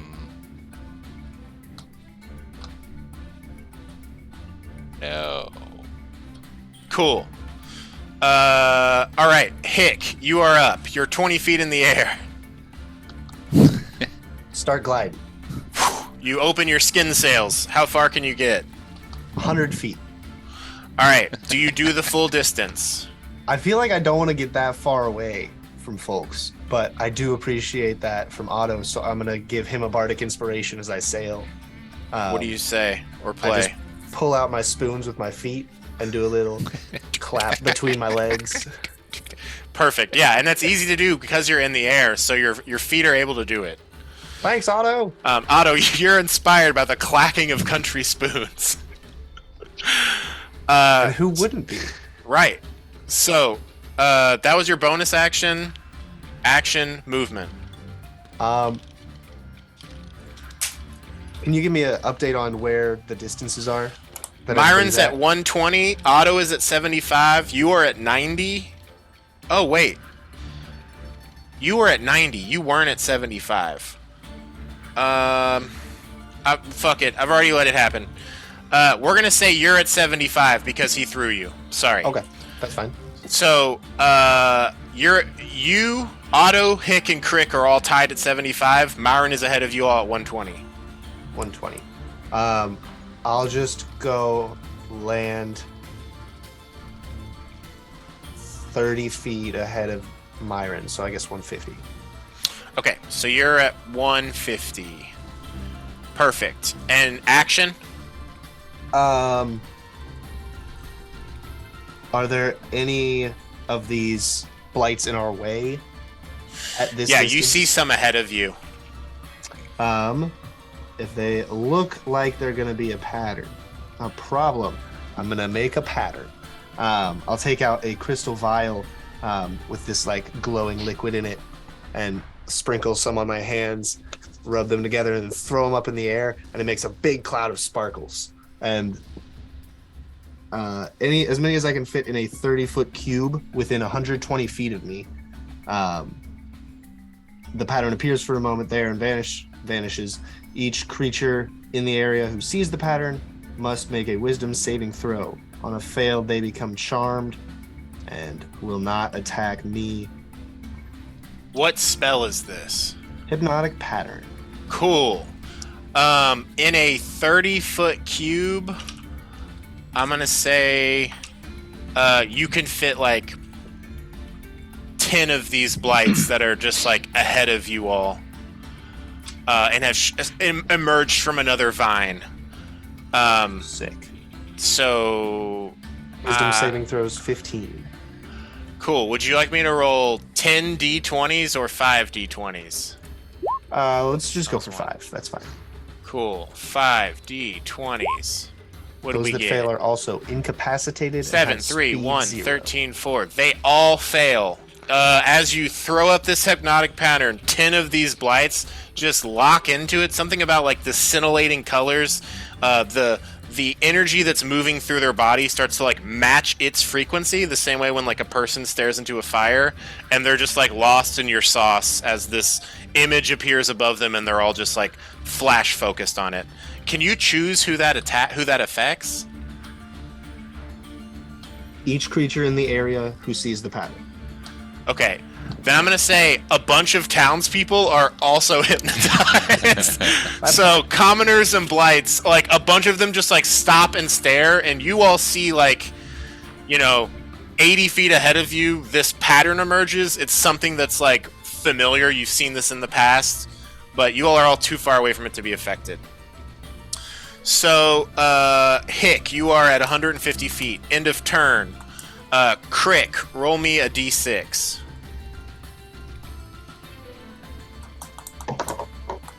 That's another 4. Yeah, the crowd's just getting crazy around you. Give me another dex save.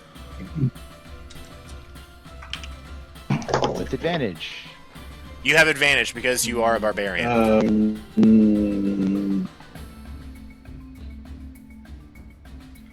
16. Perfect. You are able to dodge the various objects and like people that are like moving quickly and throwing things. What do you want to do with your turn? You see I'd that. like to use as much of my movement as I can. Okay. Otto is next to If I you. shoot someone with a hand crossbow, the main. Do what now? You're kind of breaking up. I don't know if you have any headphones you could put on. It's a little hard to hear you. None with a mic. Okay. You want to move as far as you can and take a crossbow attack? Is that what you were saying? If I land a crossbow attack, will I still maintain it?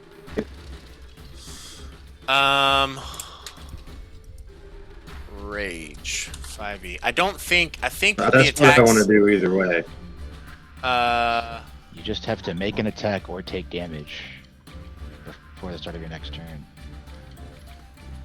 Yeah, if you haven't, so you just have to attack someone or take damage. That's cool.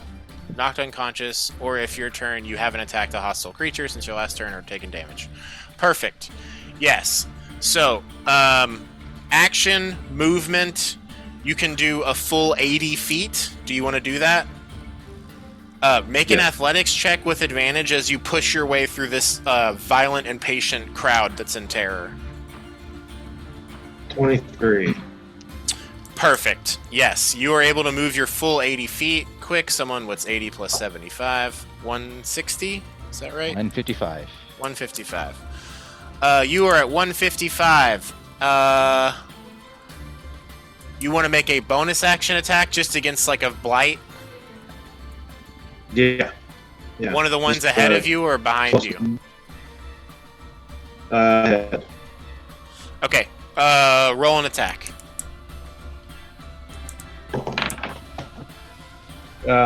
Dirty 20. Yeah, you hit. Roll a d6 and add 3 to it.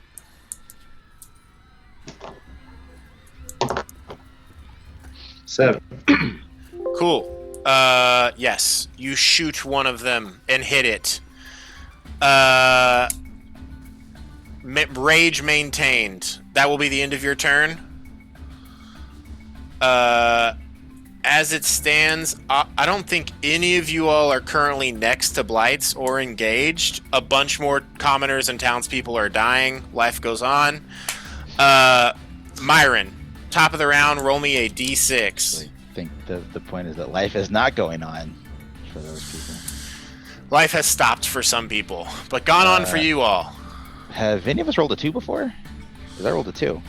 No. Myron, as you begin to move, because you're at 120, the ground opens before you as the city streets start to crumble. I need you to make a dex save or fall into the hole in the ground. Because dex saves have worked so well for me all night. Yeah, that's a 10. As you start your turn, you're falling into a hole. You haven't hit the ground yet. What do you want to do with your turn? Oh, see if this sounds familiar. How wide is this hole? It's like 10 feet across, but it looks to be pretty deep. You can see down below there's like vines that are moving, and then also because you all are like next to the coast, water is starting to pour into it as like stone is collapsing. Looks like a real mess down there. Just 10 feet across, scary amounts of deep. all right. Well, son of a bitch! And he waves his hand again, and I'm gonna use Starlight Step again. Cool. I'm gonna Otto, you teleport see to- Myron ahead of you fall into a hole and then reappear like 20 feet past it. Myron, that puts you up to 150. Action or bonus action or movement. Well, I'm gonna have to drink a potion that I bought recently, which is unfortunate. If you drink your potion as an action, it'll just be the full amount. Perfect. I would love to heal for 10. Perfect. You take a second, breathe, and drink the entirety of this potion, letting it settle in you. You regain 10 HP. That was your bonus action. Do you want to move and do 80? I'm gonna move. Or move and 30 do more another 30? I'm gonna walk 30 more feet. Okay. Or 30? run Yeah. 30 feet, yeah. Cool. You are at 180. This is brutal having to roll this shit every single turn. Otto, you are up. Roll me a d6.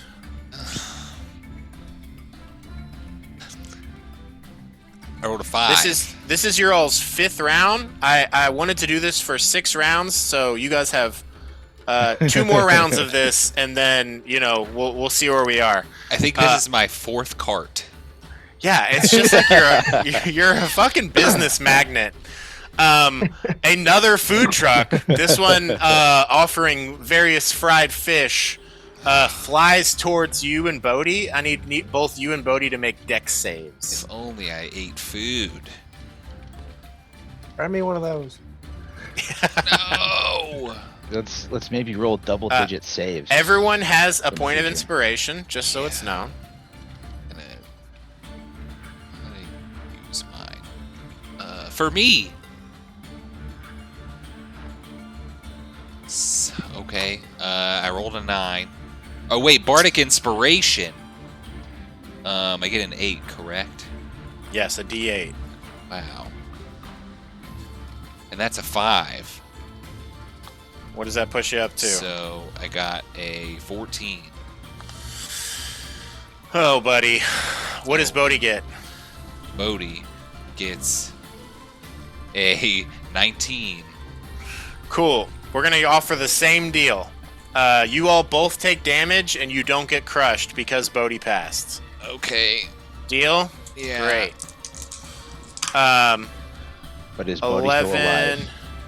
You both take 17 damage. Okay, so As a full food truck lands next to you, you're about to get crushed, and the way Bodhi moves his body, you all both get hit, but you're not underneath of it. Action, movement, bonus action. Who knew all these carts would be flying all over the place? Bodhi is extra fucked up. Bodhi has a self-repair function that you can use as well if you need. Yeah. Don't forget about that. But what are you doing with your turn? Well, the only thing around me that looks like it's gonna hurt me is the potential carts, right? Everything around me is either hypnotized or... Yeah, I'll say for the time being. Okay. For this moment. I will use my bonus action to tell Bodhi to run. Okay. Bodhi has the self-repair as its action. Okay, so it's going to use its movement, and so it'll just do 40 feet, right? Yes. Okay.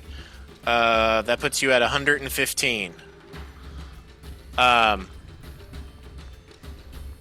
That is your bonus action, its action and movement. What do you want to do with your action? With my action, I am going to cast. Okay, so then Otto will from like its side detach. Well, it's probably on its leg. Detach like what looks to be a metallic cylinder, and will kind of shoot it at a distance of 90 feet in front of. Well, actually, okay, Elliot. Let me ask you this: if I am casting a spell that teleports a creature and I am riding that creature, does it teleport me as well? Unfortunately not. Fuck. Then I can't do anything. It is not a cheap dimension door. No. Okay. Well, then that's all I got. So no action? No. Yeah. All right. Did you roll your repair damage on your boy? 2d8 plus Okay. 3. Oh, it can fix other things too. That's Oh cute. man. That is 8. Cool. Count it. All right. Hick, you are up. Roll a d6. You are muted. 2. 2. The ground also opens before you. Seems there's some more seismic activity going on. Don't fall in the hole. Roll a deck save or fall in a hole. Oh, shit. Nice. 21. You just leap over it. You're a fucking Hadozi or however it's pronounced, and you know you're a climber, you're a leaper, you're good for it. You jump over it. Take your turn. Action, movement, bonus action. You are, just as a reminder, Myron's at 180, Otto is at 115, Hick and Crick are both, like, Crick's at 155 and you're at 150. Okay. Are there any baddies around that are not disabled by my power? Currently, no, fortunately. Sweet. I will just. Is there something I can climb? Roll a perception check for me. Cool. No modifier. 7. Building 20 feet away, there's a boat 30 feet away. Nothing directly next to you that's super useful in that sense. I'll go to the building and get 10 feet up it, and then jump. Okay. Okay. And that gets me 50 feet. You glide. All right, so you're at 200. And then action yeah. to dash. And just move 30 more. Okay, 230 for you. All right, Crick, roll me a d6.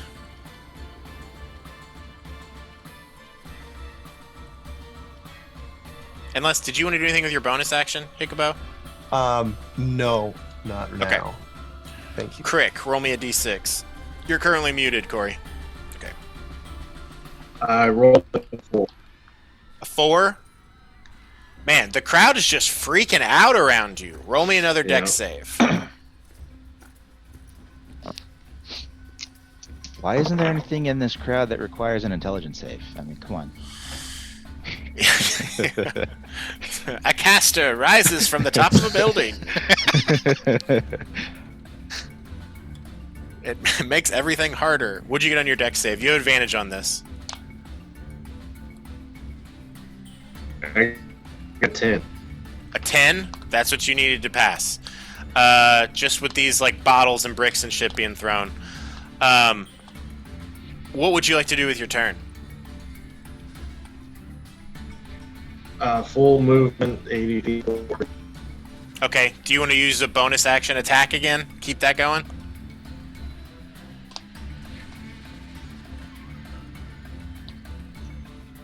I don't know if Corey's frozen. Doesn't appear to be frozen. Corey, are you No. here? Oh, cool. What do you want to do with your bonus action? If I can move the full 80 feet towards the ship.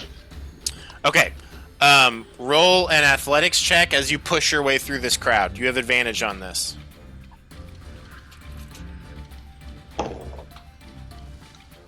Uh, 18. Perfect. You are able to move the full 80. 155 plus 80. 235. Great. Y'all are killing it. Do you want to do your bonus action crossbow attack? Yes. Cool. So- Roll an attack for me.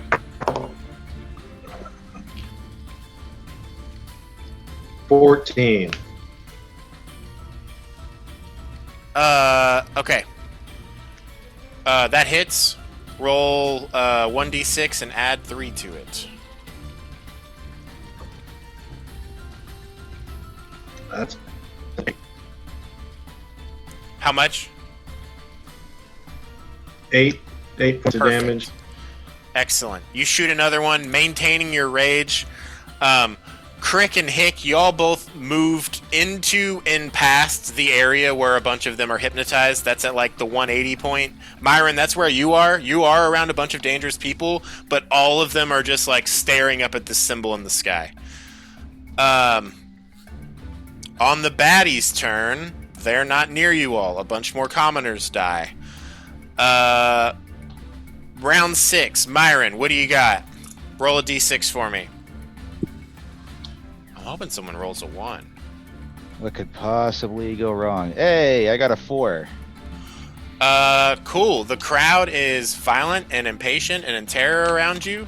Actually, I'm going to invalidate this because the people that would have done that are all currently hypnotized. So you get a pass this round solely because of your exact location. Now let's see if that's what it takes for me to get a good. Nope, I still got a shitty deck save. You don't have to roll a save at all. Yeah, We're just going to roll with it. Rolled it hypothetically, it still sucked.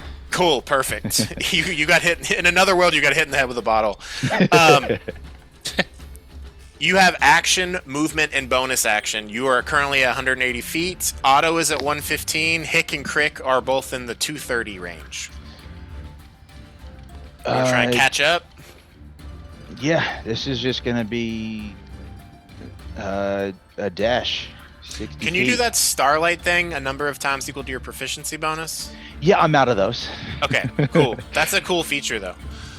60 feet, that puts you at 240. You're catching up with the group. Do you want to use your bonus action for anything? Or are you good? I don't think I have anything else to use my bonus action with. All right. So, Poif, Otto, and Bodhi, I need you to make me a d6. Roll a d6. I'm really different. 6er this time. So I don't roll my food cart die. 6. You see a gap in the crowd, and you can easily move this turn. Would you like to do a full 80 on Otto? Yes. Okay, that is your bonus action and his action. You are at 195, so you're like running through. You pass all of the hypnotized people and vine blights. Right, Jesse? They don't do anything when they're in the hypnotic pattern. Sorry, we're you're muted. Yes, they're incapacitated, so no reactions or anything. Do they get another save at some point, or is it just last until it ends? The spell ends for an affected creature if it takes any damage or if someone else uses an action to shake the creature out of its stupor. Okay, cool. So, one of them's been hit, so one of them is going to try and make an opportunity attack against you as you pass by, Otto. Are they attacking me? They are, because it's been it got a 4 on the dice, so yeah, that's me a total or miss. Bodhi. It was trying to attack you. Okay, then Bodhi will use its reaction to deflect attack.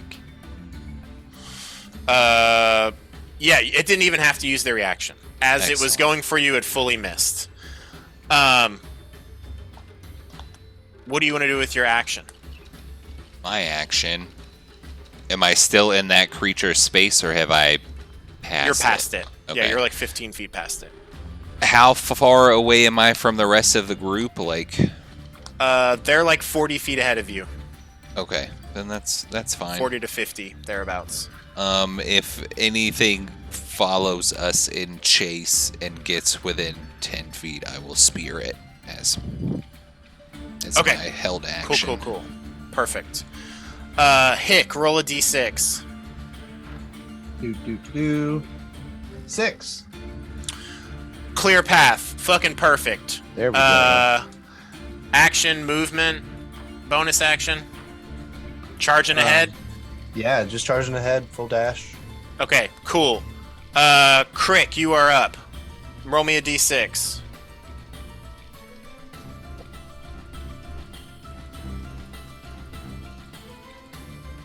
That's a 2. The ground opens before you as the city crumbles. Give me a dex save to avoid falling into a pit. You have advantage on this because you are a barbarian.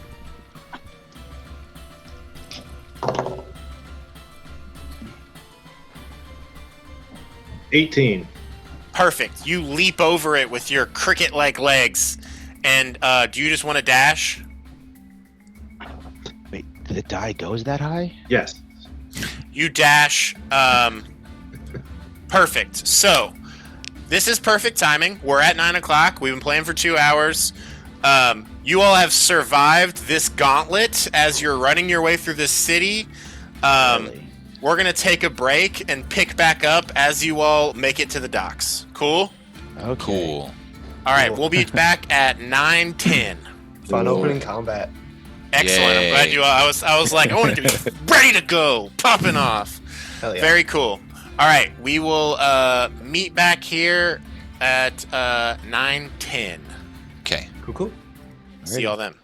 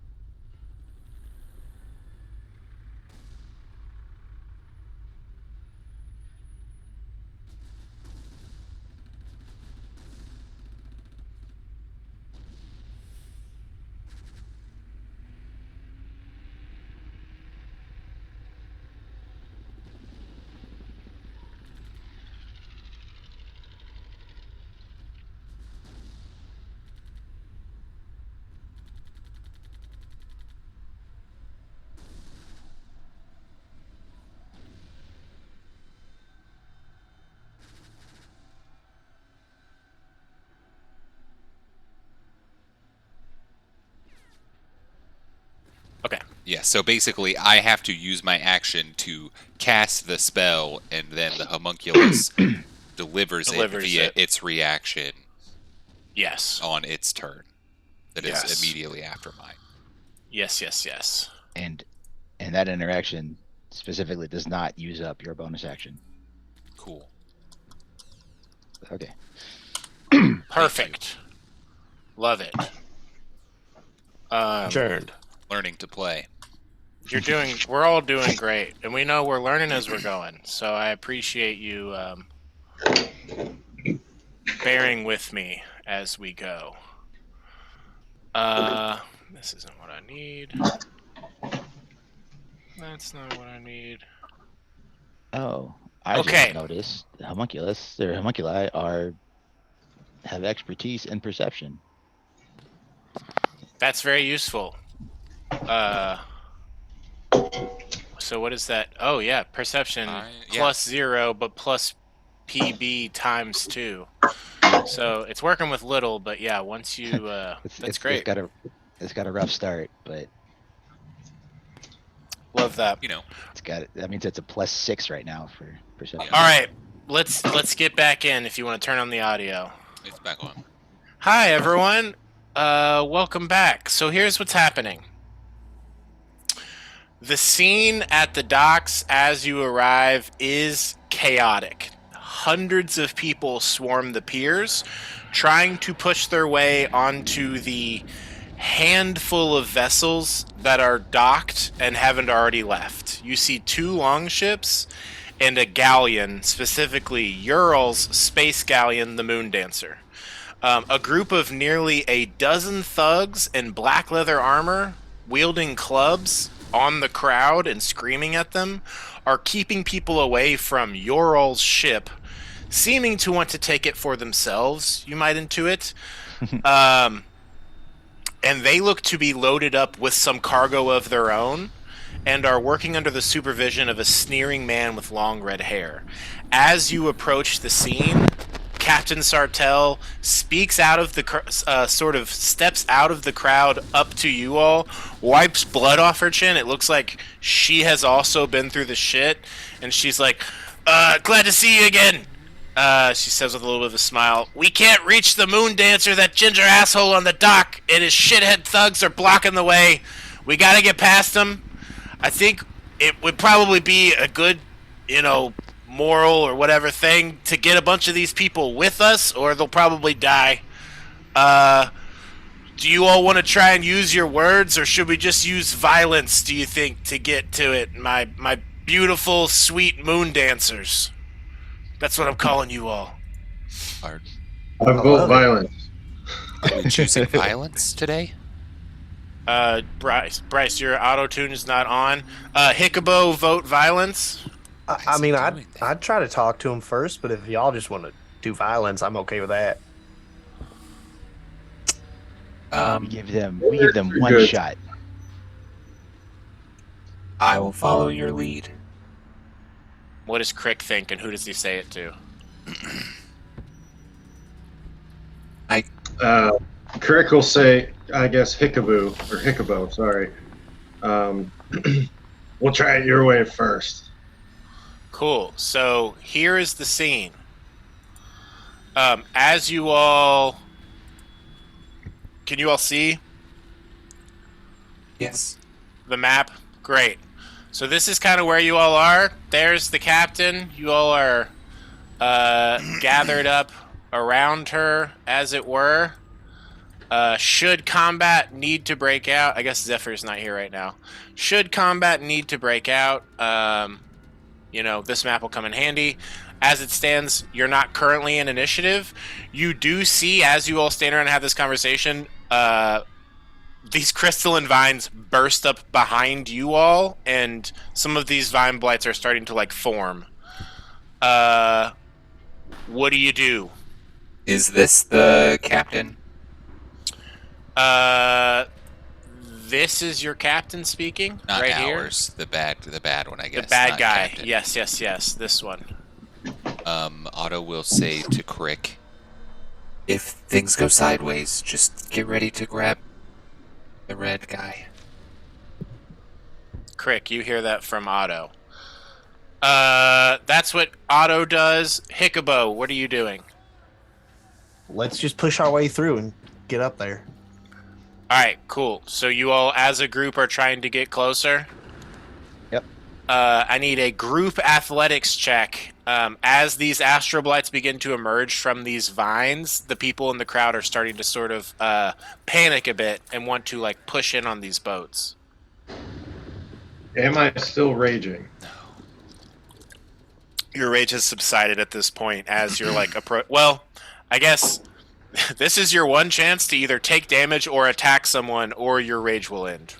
Right this very moment. You do see astral blights behind you if you want to start like laying into them while they're figuring that shit out if you want. Yeah, I'll go ahead and do that. Okay, cool. You continue your rage. Go ahead and roll some attacks however you want, recklessly or Great Weapon Master. You have 2 of them and potentially a third with your bonus action. Great Weapon Master and Reckless. Okay. So that's a 16. That will hit. Go ahead and roll damage. 1d10 plus. Plus 16, so a 17. 16. Roll a 1. You lay into one. It is not dead yet. Okay. And then Put attack number this 2. back on. Okay, go for it. Reckless, Great Weapon Master, natural 20. Wow. Go ahead and roll your damage. You'll roll 1d10 plus 26. That's a 4, so 30. 30 damage. And you, because you critted, can use a bonus action to do just another normal attack if you want to.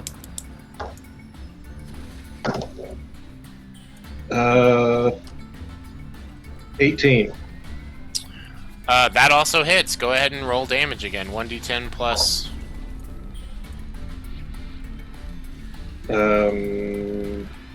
Plus 4, so 12. Cool. You all see Crick be like, I'm gonna hold him off, go over and just like with 3 swipes just completely kills them. So Crick, we're gonna say that you're going to be like holding off Vine Blights while they're having this conversation. I need the rest of you to make like athletics, or I'll even say acrobatics or survival to like push through this crowd and get up there like within the round.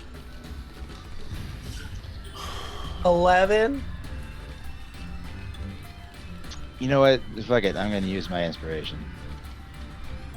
Okay. And Hiccubo, what skill were you using? Acrobatics. Okay. Myron? Well, let me now add my inspiration. So that finally got me to a 13. Okay. Otto. I got a 1, and Bodhi got a 20. Do you want to... I'm going to say that... Are you still mounted on Bodhi? I didn't say that I dismounted, but Okay, I had cool. that thought. Then So I'm going to say, like, with this athletics check, it's going to be him doing the work. He's, like, back up in his bipedal mode, and he's just, like, sort of, like, arm-barring people out of the way. You all make it nearly to them this round, I will say. How do I do? I'm gonna move you to front. You all are like here. Crick, you see a few more emerge over here. Do you want to go for some more attacks? Yes. Okay, you run over there. Lay me out some attacks. Great Weapon Master and Reckless? Yes and yes. Perfect. Oh, an 11 on the first one. The 11 unfortunately misses. Okay, second attack. 21. That'll hit. Roll damage. That is roll to 1. So 15, 18, 17. Okay, and bonus action, would you like to do a crossbow attack? Yeah, I'll crossbow bolt one. He has the crossbow expert feat, so you also, it's just like point blank, he just pulls out a crossbow up to like, are you attacking the one that you attacked before? Yes, try and kill Okay, it. go for it. That's another 11 though. That unfortunately, did you roll it? Was that just a normal attack? Yeah, no advantage with it being a crossbow. Reckless is only melee, right, Kevin? Or Yes. okay. Cool. You like go for the point blank shot, and it just like dodges to the side with an unexpected burst of speed. They are gonna get some attacks in on you, but you are still raging. What's your AC? 16. Okay, that's a hit and a hit. That's a hit. They're rolling with advantage because you're attacked recklessly. That's a miss. Miss. And a hit. Okay. These vine blights all start attacking you, unfortunately. And 5 attacks hit. It's going to be 15. Well, rip Crick. 15. Crick's pretty tough, though. 15, 10, 14. You take 29 damage from all those attacks as these like tentacles just start like wrapping around you, and you just feel the heat being drained out of your body. Oh man, I forgot. At the start of your turn, you all should have taken damage while grappling. I forgot about that. We're gonna say that happened, but we're not gonna actually like mark it down. But as you started your turn, all of you all, when these things were grappling you, you could just like feel your body warmth like being pulled into them, and you would have been taking cold damage. But yeah, you take 29 radiant damage as these things like initially connect to you, which because you are raging as a tardigrade barbarian, you are at half damage on all that, so that brings you down to 14 radiant damage. Yeah. So that is them. You all give me another athletics check to finish pushing your way through this crowd. Group athletics check, or acrobatics, or survival. What the fuck? I got the same 11. 7. If it's athletics, you'll use Bodhi. If you're using like a mental stat, you can use auto. Okay, then. So am I back on Bodhi again for this? You've been on Bodhi this whole time. Okay, cool, sweet. So I only roll 1. No, I'm rolling 1 for me and Bodhi. It depends on what skill you're using, I guess. I guess I would have to use acrobatics, Oh no, I just left my own game. Sorry. which is 11, and then Bodhi is using athletics. No, I'm saying you're not going to roll for both of you, depending on what skill you're using. If Bodhi Do is you- using athletics, Okay, then just roll for Bodhi. sweet, and that's great because Bodhi got a 16. Cool. Wait, Perfect. Also, you can guide him in the future, just so you know. okay. Yeah, so collectively together, you all push through this crowd. I'm going to move some out of the way. And make it up to there. Who are you missing? Where's Myron? Did I miss? Did I Right lose? here. Oh, there he is. There he is. Cool. This is the posse here. I assume Hikubo is getting up to talk to them directly. Yes. Correct? All right. Perfect. You walk up and he's like, "Hey, what the fuck are you doing? Get back! This is our ship. We're taking it." Well, that's what you think, Buckaroo, but that's our ship. It belongs to Captain Sartell right here. Now, as you know, this city is going down. For all we know, this whole planet's going down. And we can take some of you all with us. But you only get this one chance to lay down your weapons and join our side. Or other bad things might happen. Okay. Or we're gonna have a problem. I'm also going But to I give. really think you should consider the better option here to be laying your weapons down. Try to be more persuasive than intimidating. Perfect. I should have done this. Myron and Otto, you all both have an opportunity to, if you want to try to boost Hiccubo before he walks up, and I'm going to say before you make this roll, I'm going to allow you all to, if you want to do anything to help modify this roll, you can, since you made it through this crowd. Okay, so then Otto will whisper to Spoder. Say, "Oh, Spoder, please go assist Hiccubo. In their attempts to dissuade these bandits from stealing our ship." And will cast guidance into Spoder, and then Spoder will legs up, drone hover over to Hiccubo and land on them, and then kind of shoot the guidance energy into your body through its Cool. legs. Your nervous system is boosted as you make this approach. Myron, would you like to do anything to contribute to this? Would I be able to cast the message discreetly? Yes. All right, then I will cast a message to this supposed Captain Butthead. It's like, and using Bodhi for some cover, and just like,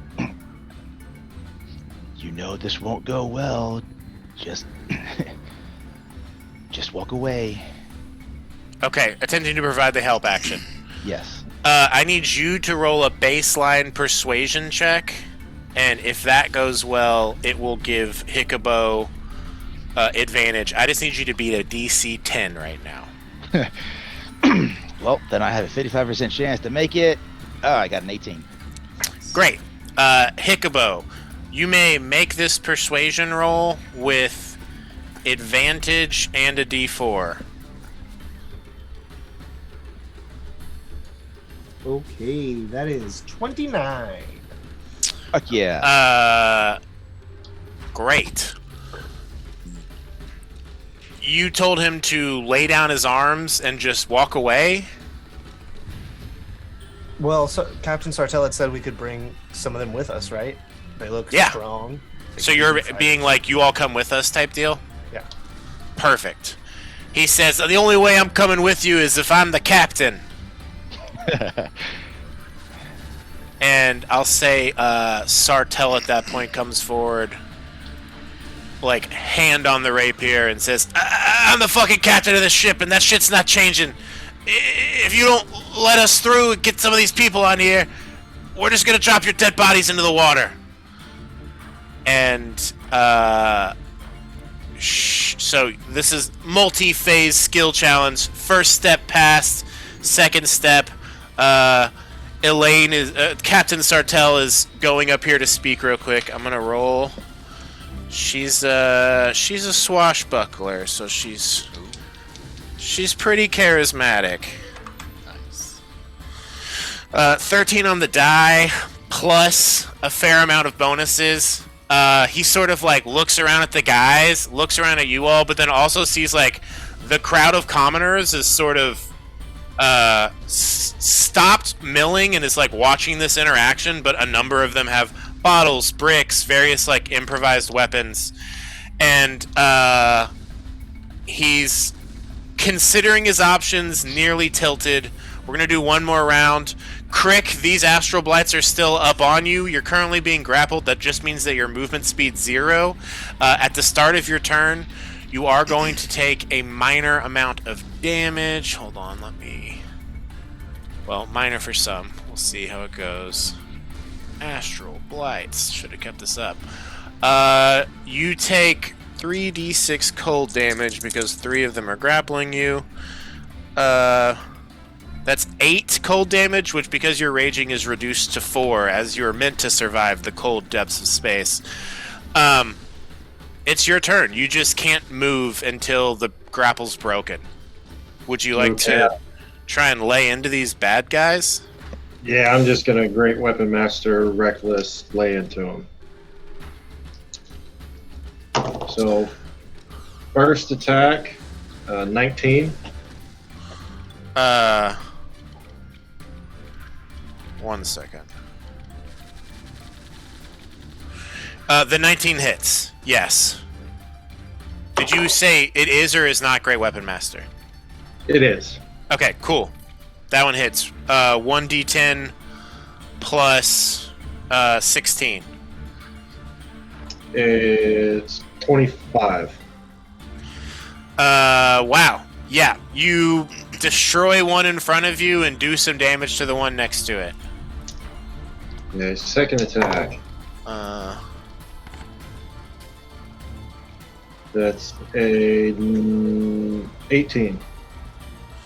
That will hit. Roll damage. Damage. 20. Cool. You destroy this one, and it's just this one left. And your speed's 0, but luckily you have a pole arm, so your reach is close enough that you can attack this one. And because you've killed someone on your turn, you can use your bonus action to do a normal attack. So, go for With it. advantage? With advantage. It's a reckless attack again. Yeah, you're using your pole arm still. Because of your Great Weapon Master feat. That's only a 12. A 12 is exactly what you needed to hit. Woo! Perfect. That's fucking great. So damage 21. Cool. You destroy all 3 of these that are attacking with just 3 quick slashes of your blade. And you do see... actually, hold on. This... As that one dies, more of them begin to emerge, but they do seem fairly slow, so it's up to you if you want to try and advance on them or rejoin your allies. Meanwhile, back at the docks, he is demanded to be captain. Elaine has said that will be met with violence. He's looking around his thugs. One last pass. What do you all want to try to do to convince him the rest of this plan? Can I make an Just turn insight around check and see if he seems like he is going to be aggressive to us? You don't need to make an insight check. All of the people with him have clubs out. They've already been beating the crowd back. Okay. Yeah, they seem like they'd be aggro. And our captain is taking an aggressive stance toward. She's ready to fight if it pops off. Cool. All right. She obviously would. She just wants to get on the boat, whatever that takes. Well, when it gets to my turn, you, Hiccubo, and Myron are all sort of sharing this space. So, if you're not going to do anything right this second, Hiccubo or Myron, do you all want to try and do something? I want to try to rally the crowd a bit. Cool. These thugs are trying to steal our ship, but we will give you a ride if we can get onto the ship. All we got to do is convince these thugs to move out of the way. I like this. Okay, yes, roll me a persuasion check. I inspire him Otto. for that. You can use your bonus action to inspire. Otto, do you want to guide him? Otto is going to say to the crowd, kind of to bolster this. If we can push them into the water, we can get onto the boat easily. To the crowd. And we'll just try to convince the crowd with Myron to just bully all of them into the water and just fuck off in the ship. Okay, either Otto or Myron can roll a persuasion check with advantage, and Hiccubo, who are you inspiring? Whoever's making the roll, I guess. No, we're both making rolls, I think. If One you of you want, all. Yeah, I mean, we can both do that, or one of you can roll with advantage. That was like help action galore.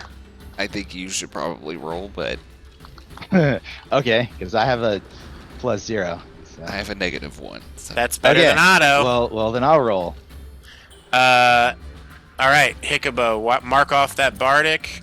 Last one. Myron, roll with advantage, and you can add a bardic to it if you want. Okay. Well, that comes out to a 20 total. That's great. The crowd, all as one, sort of like begin advancing, and this gangster and his thugs, they are all about to raise the clubs, and he's like, "Stop it! Come on, let them through. We're gonna go with them. We'll all be on there together. It'll work out." And with that 3 successful skill checks in a row, you have convinced him and his thugs to get their shit together and join you.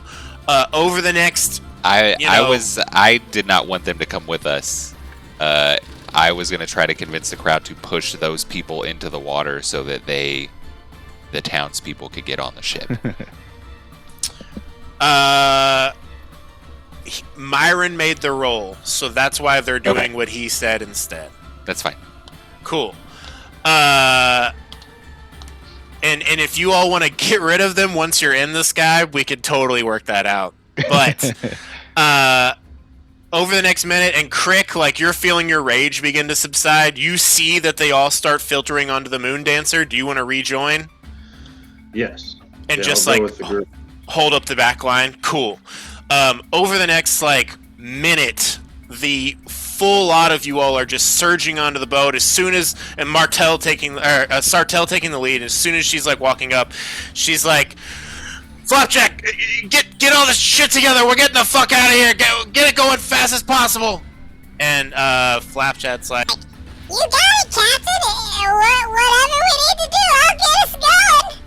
and you all, Travis and his thugs, these commoners, and Travis's men bring the shit that they had, all load into the ship, and you gather aboard the hold on. Yes, cool. So here's what happens. Flapjack in the seat, like the ship, once everyone's aboard and like more people are trying to get on, but it's like loaded up, and Sartell's like, "Fucking go!" Backs up, and the it's like not being pushed by the wind. It's just fully the Spelljammer chair that is installed in the ship that is moving it backwards, and you all see back towards land, the crystalline vine coils keep growing upward and upward, like dozens and dozens of them, like scraping towards the sky. I guess I'll just put this back on. As the Moon Dancer clears the harbor, Captain Sartell stamps her boot hard on the deck. "Flapjack, take us up!" And suddenly the galleon lists and creaks as it just rises up out of the water into the air. This thing, once it takes off, gets going. The world falls away beneath you all as the Moon Dancer flies through the crowds and into the starry abyss of the night. Standing on the deck of the Moon Dancer, you see scores of crystalline vines erupting from the surface of the world of Yarnell, like getting further away. They are all over the planet, not just the continent. You find yourself sailing through a void filled with colorful gases and blinking stars. A school of space-dwelling fish swim past the ship on the starboard side. Captain Sartell sort of, once you all are going and like things are happening, addresses you all amidst all of the commoners. "Welcome to Wild Space!" Sort of sweeping her arms wide. "That was a close thing down there. Yeah, I don't fucking know what those vines are or how to get rid of them, but I bet someone back at the Rock of Braille might. And you all have heard about the Rock of Braille. It is an entire civilization that exists on just a floating rock in space. You have not been there, but you are aware of it. It has been spoken of. And I would say if everyone just wants to roll a quick insight check. Yeah, just do that real quick. No modifier, 19. 13. 7.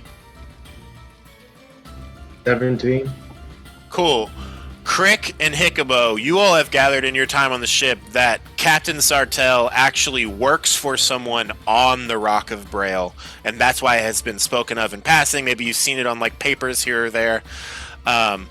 Your all's job is basically sort of like kind of like war profiteering, like private sort of vessels. You all have been hired to just do various jobs. But yeah, so potentially returning to the source of your all's direction thus far as a crew in the past 6 months. So we have currently a ship full of commoners, as well as Travis the gangster and his thugs.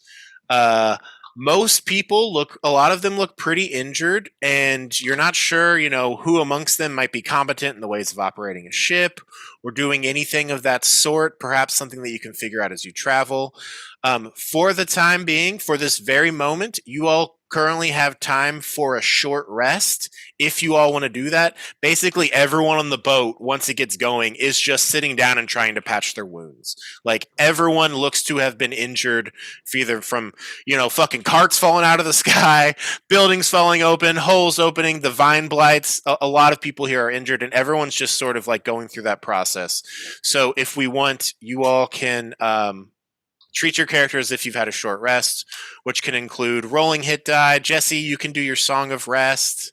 Yeah. Other things of that sort. And do you want to tell us what song you play? Just a little lullaby on the banjo.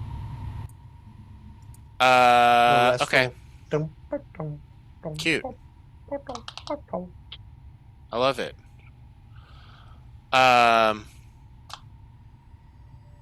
Do you all take a short rest, I should ask? Yeah. Yes, Otto. Cool. Well, Otto's break period is going to be spent repairing themselves and repairing Bodhi. Bodhi. You have the mending spell, right? Yes. Perfect. Go ahead. I'm also going to cast it into Spoder, and have Spoder do mending while I'm doing a mending on myself, so that Spoder heals Bodhi while Bodhi is doing a self-repair. Cool. That works for me. Because mending will heal Bodhi, right? The mending cantrip. And that just takes a minute to cast. Yes. So, you begin your self-repairs, mentally sort of like sending that mending to Spoder, who is like crawling over Bodhi and just sort of like, repairing it. What does it look like, that repair process? Spoder will go to where like the cuts in like the metal plating are, and will kind of use the pins to spot weld those pieces of metal back together. Decent amount of bludgeoning damage was taken, some denting going on as well. Okay. Then it would be probably splitting their legs to kind of fit around where the dents were for the bludgeoning, and start to kind of heat up and pop them out. Perfect. I love it. Them around the dent. Cool. And Otto begins his self-repairs. Corey, and I'm just saying this, I'm not sure how familiar you are with the short dice hit die system. Each of you at this level have 5 hit die. Those are based on your class. Yours is a D12. I don't remember what the rest of everyone else's are. You can roll as many of those as you would like. until you are back to full health. You can do them one at a time, so you're like, cool, okay, I didn't have to roll a 5, I just used 3 and got back or whatever. And mark those off as spent, and you regain half of your hit die when you take a long rest. So Ooh, it's your own like healing ability. You're just endurance as an adventurer. And you can also roll a another d6. Everyone by can Song of Rest. Yes, as Hikubo sits amongst like you all, like all of the commoners, everyone too, and begins to like strum a tune, there is just this the warmth of the music actually patches up your wounds a little easier. So everyone can roll an additional d6. Except for me, because I'm not actually resting right. Well, mending's only a minute. I would say you can do it. I don't. That's fine. Yeah, you too. And I say that while when I'm you're playing that song, I'm hanging by my hands from the like netting, and then playing with my feet. I love it. Yes, Myron, what are you saying? just when you're rolling hit dice, you also add your con mod to each roll. Yes. Don't. Yeah. So basically, Corey, you'll roll a d12, add 3 to it. You can recover that many hit dice or that many hit points. If it's not enough, you roll again and keep going. But everyone, go ahead and roll your d6 from the start because you'll get that no matter what, and then you might not have to burn an extra hit die. You do have to spend at least 1 hit die, though. You do have to spend at least 1. Unless, Jesse, I'm going to allow this. If you roll me a good enough performance roll, they don't have to spend 1. For the time being, I don't think it applies because everyone's healing. But yeah, when you do a Song of Rest, if you roll a performance roll and do really well, they'll just get free healing. What would you say is the DC of that? I think it will just vary based on circumstance and the amount of damage that's been done. That's a lot of damage. The worst I could 14.5. do on that is a 20, but I got a 26. Okay, cool. Well, everyone gets a d6 even if they don't spend hit die, but I think everyone's spending hit die. And any other abilities that are recovered with a short rest? Hikubo, do you get your Bardic inspiration back? Inspirations. Yeah, Great. just got that Myron, this you level. can do your arcane recovery. Crick, you're just getting health back. And Otto, I don't think you get anything with a short rest, spell wise or ability wise, but you do heal. Is everyone back up to full as the short rest concludes? No, I'll use another hit die. Nope. Okay. I'm close, but I'm at 70 out of 75, and I have 1 hit die left. Did you roll My your rolls are d6 too? Trash. Cool. That's pretty good. I'm going to hang on to the last one. I'm at 52 out of 55, and I'm out of hit dice. You know, the d6 versus the d12. I just got down to 8 in the middle of that fight. Myron, what does your short rest look like, if anything? Put some band-aids on. Oh, sorry, that was me. Get a neck brace. Splint your wounds. Yeah, it's just gonna be like a basic first aid kit protocol. Some cheap little pain relief salve or something. Maybe wrap a bandage around my ankle. Cool. All right. Just sitting, resting my eyes. As of now, can you all see this map? I see No, a black probably rectangle. because your all's character tokens aren't on there. I'm gonna need those. I'm just providing for you a map of the ship. And it's very useful just to have all the character tokens in one place so you can just grab them all and just post them all at once. Can you all see now? Yes. Great. This is the map of the ship that you all are on. Daylight mode. Great. You all can fully see it. Is everyone done with their short rest? So Hiccubo, you're hanging up with your hands, playing guitar. People are chilling. Myron, you get your first aid kit out, start patching your wounds. Otto, you and Bodie and Spoder are doing your self repairs. Crick, what do you do during your short rest? What's your recovery look like?